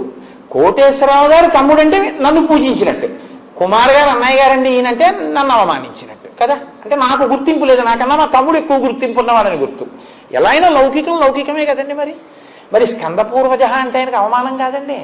కాదు. ఎందుకో తెలుసా? సుబ్రహ్మణ్యుడి పుట్టుక, సుబ్రహ్మణ్యుడి బ్రహ్మచర్యం, సుబ్రహ్మణ్యుడి పెళ్లి, సుబ్రహ్మణ్యుడి సన్యాసాశ్రమం ఈయనే నిర్ణయించారు. అందుకని తమ్ముడి ఉన్నతిని నిర్ణయించిన అన్నగారు కాబట్టి స్కంద పూర్వజ. ఈయన గొప్పతనం వల్ల ఆయనకు ఆ 4 దక్కి. ఎలా అంటారేమో, ఒక్క వాక్యంతోనే చెప్పేస్తా, గుర్తుపెట్టేసుకోండి. ఆయన విఘ్నేశ్వరుడు పుట్టి ఒక పదవిని అందుకోలేదు. ఎందుకంటే తారకాసురుడు వరం అడిగాడు, పార్వతీ పరమేశ్వరులకు పుట్టినటువంటి బిడ్డడు. పార్వతీ పరమేశ్వరుల యొక్క సంయోగం లేకుండా, స్త్రీ పురుష సంయోగం లేకుండా పుట్టినటువంటి పార్వతీ పరమేశ్వరుడి యొక్క పుత్రుల చేత నేను వధింపబడతాను. వినాయకుడు ఉన్నాడుగా అప్పటికి, మరి ఈయన చేయొచ్చుగా పట్టాభిషేకం. కానీ ఈయన ఏం చేశారో తెలుసా అండి? అప్పుడప్పుడు మళ్ళీ ఇదే విభూతి, ఇదే తేజస్సు అమ్మా నాన్నల కలయిక ఎందుకు కూడా వచ్చారు. ఎందుకు వచ్చారో తెలుసా? తాను అలా వస్తే తర్వాత పుట్టేవాడికి సైన్యాధ్యక్షం పదవి వస్తుందని వదిలేశారు తమ్ముడికి. తమ్ముడికి పుడుతూనే సైన్యాధ్యక్ష పదవి ఇప్పించడానికి తాను మాత్రం అమ్మా నాన్న కలయికలో పుట్టినట్టు వచ్చారు. అదేంటండి, ఇందాక మీరే కదా పార్వతీదేవి పసుపుకు పుట్టాడన్నారు, మళ్ళీ ఇప్పుడు కలయికకు పుట్టాడంటున్నారు. మీరు చెప్పేది మీరే ఖండిస్తున్నారు కదా. మీరు లలితా సహస్రనామ స్తోత్రం చూడండి. కామేశ్వర ముఖాలోక కల్పిత శ్రీ గణేశ్వర.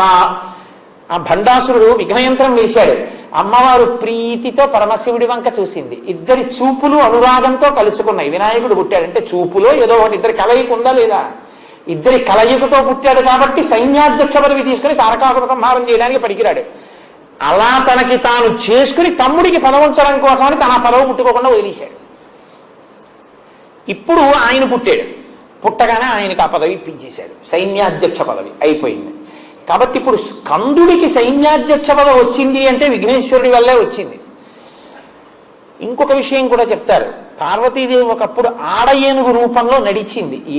గజముఖ అన్న మాట ఎందుకు వచ్చిందో తెలుసా అండి? దానికి ఉన్న గొప్పతనం ఏంటంటే, లోకంలో ఏదైనా ఒకదాన్ని ఒకళ్ళకే చెప్తారు. స్త్రీకో పురుషుడికో హంస ఉందనుకోండి, ఆయన హంసలా నడుస్తున్నాడని అనరు, ఆవిడ హంసలా నడుస్తోందండి అంటారు. కానీ ఏనుగు ఉందనుకోండి, పురుషుడికి చెప్తారు, స్త్రీకి చెప్తారు.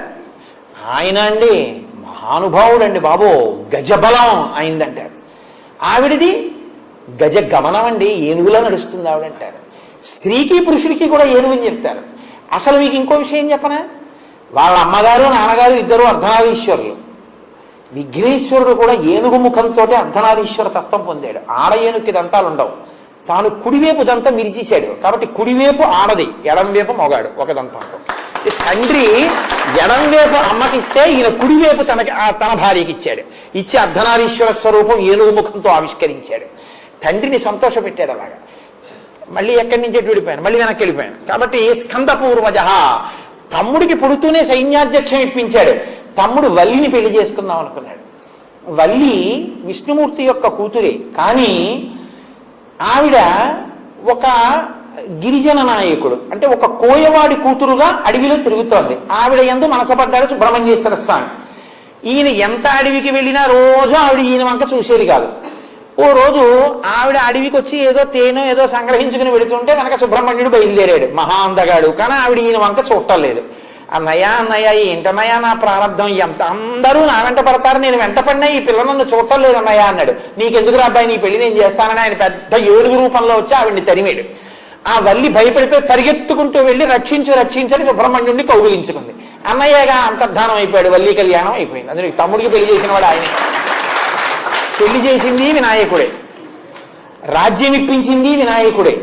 పుట్టుక అలా ఉండేటట్టు తాను ఇద్దరితో కలిస్తే పుట్టినట్టు కలవకుండా పుట్టినట్టు సుబ్రహ్మణ్యుడికి అధికారం ఇచ్చినవాడు ఆయనే. జ్ఞానఫలం ఇస్తానరా, ఎవరు భూప్రదక్షిణం చేస్తే వాళ్ళకి ఇస్తానన్నాడు పరమశివుడు. ఆయన నెమలివాహనం ఎక్కి వెళ్ళిపోయాడు. ఈయన పార్వతీ పరమేశ్వరుడికి ప్రదక్షిణం చేసి నించున్నాడు. ఆయన అన్నీ తిరిగి వచ్చాడు. ఊరే తల్లిదండ్రులకు ప్రదక్షిణం చేస్తే భూప్రదక్షిణం చేసినట్టే మీ అన్నయ్య మరి ప్రదక్షిణం చేసేశాడు, వాడికి ఇచ్చేస్తున్నానని జ్ఞానఫలం వినాయకుడికి ఇచ్చేశాడు. నెమలివాహనం ఉంటే మాత్రం ఇంత తిరిగి వచ్చినా అన్నయ్యకి వెళ్ళిపోయింది, జ్ఞానఫలం ఎందుకు వచ్చింది ఇదంతా అని వైరాగ్యం వచ్చి సన్యసించి దండాయుధపాణి అని చేతిలో దండం పట్టుకుని శంకరాచార్యుల వారిలాగా ఓ కాషాయం కట్టుకుని గోచి పెట్టుకుని ఆయన వెళ్ళి ఓ క్షేత్రంలో నించున్నాడు. తమ్ముడికి సన్యాసం వైరాగ్యం వచ్చేట్టు కూడా చేసినవాడు గణపతి. అందుకని స్కంద పూర్వజ, స్కందుడి గొప్పదనాన్ని అన్నగారే నిర్ణయించాడు అన్ని విధాల. కాబట్టి స్కంద పూర్వజ అంటేట సుబ్రహ్మణ్యుడు కూడా సంతోషిస్తాట, పార్వతీ పరమేశ్వరుడు సంతోషిస్తారట. కాబట్టి నీకు 16 అభ్యున్నతులు కలగడానికి 16 నామాలు చెప్పాం. ఇవి ఎప్పుడు చెప్తావు? ప్రవేశే నిర్గమే తథా విద్యారంభే వివాహేచ. విద్యారంభం అంటే చదువుకోవడం మొదలు పెట్టినప్పుడు అది కాదు, దాని అర్థం బ్రహ్మచర్యాశ్రమమునందు ప్రారంభంలో, అంటే ఉపనయనం చేసినప్పుడు మొట్టమొదట ఈ శ్లోకం నేర్పాలి. బ్రహ్మచర్యము అంటే వేద విద్యాభ్యాసం, గురువుగారి దగ్గరికి పంపడానికి కదండి ఉపనయనం చేస్తారు. అందుకని బ్రహ్మచర్యాశ్రమమునందు మొదట ఈ శ్లోకం నేర్చుకోవాలి. వివాహేచ గృహస్థాశ్రమంలో పెడుతూ ఇది నేర్చుకోవాలి. ప్రవేశే నిర్గమే తథా, ప్రవేశము నిర్గమము అంటే లోపలికి వెళ్ళి బయటికి వచ్చుట కదలిక.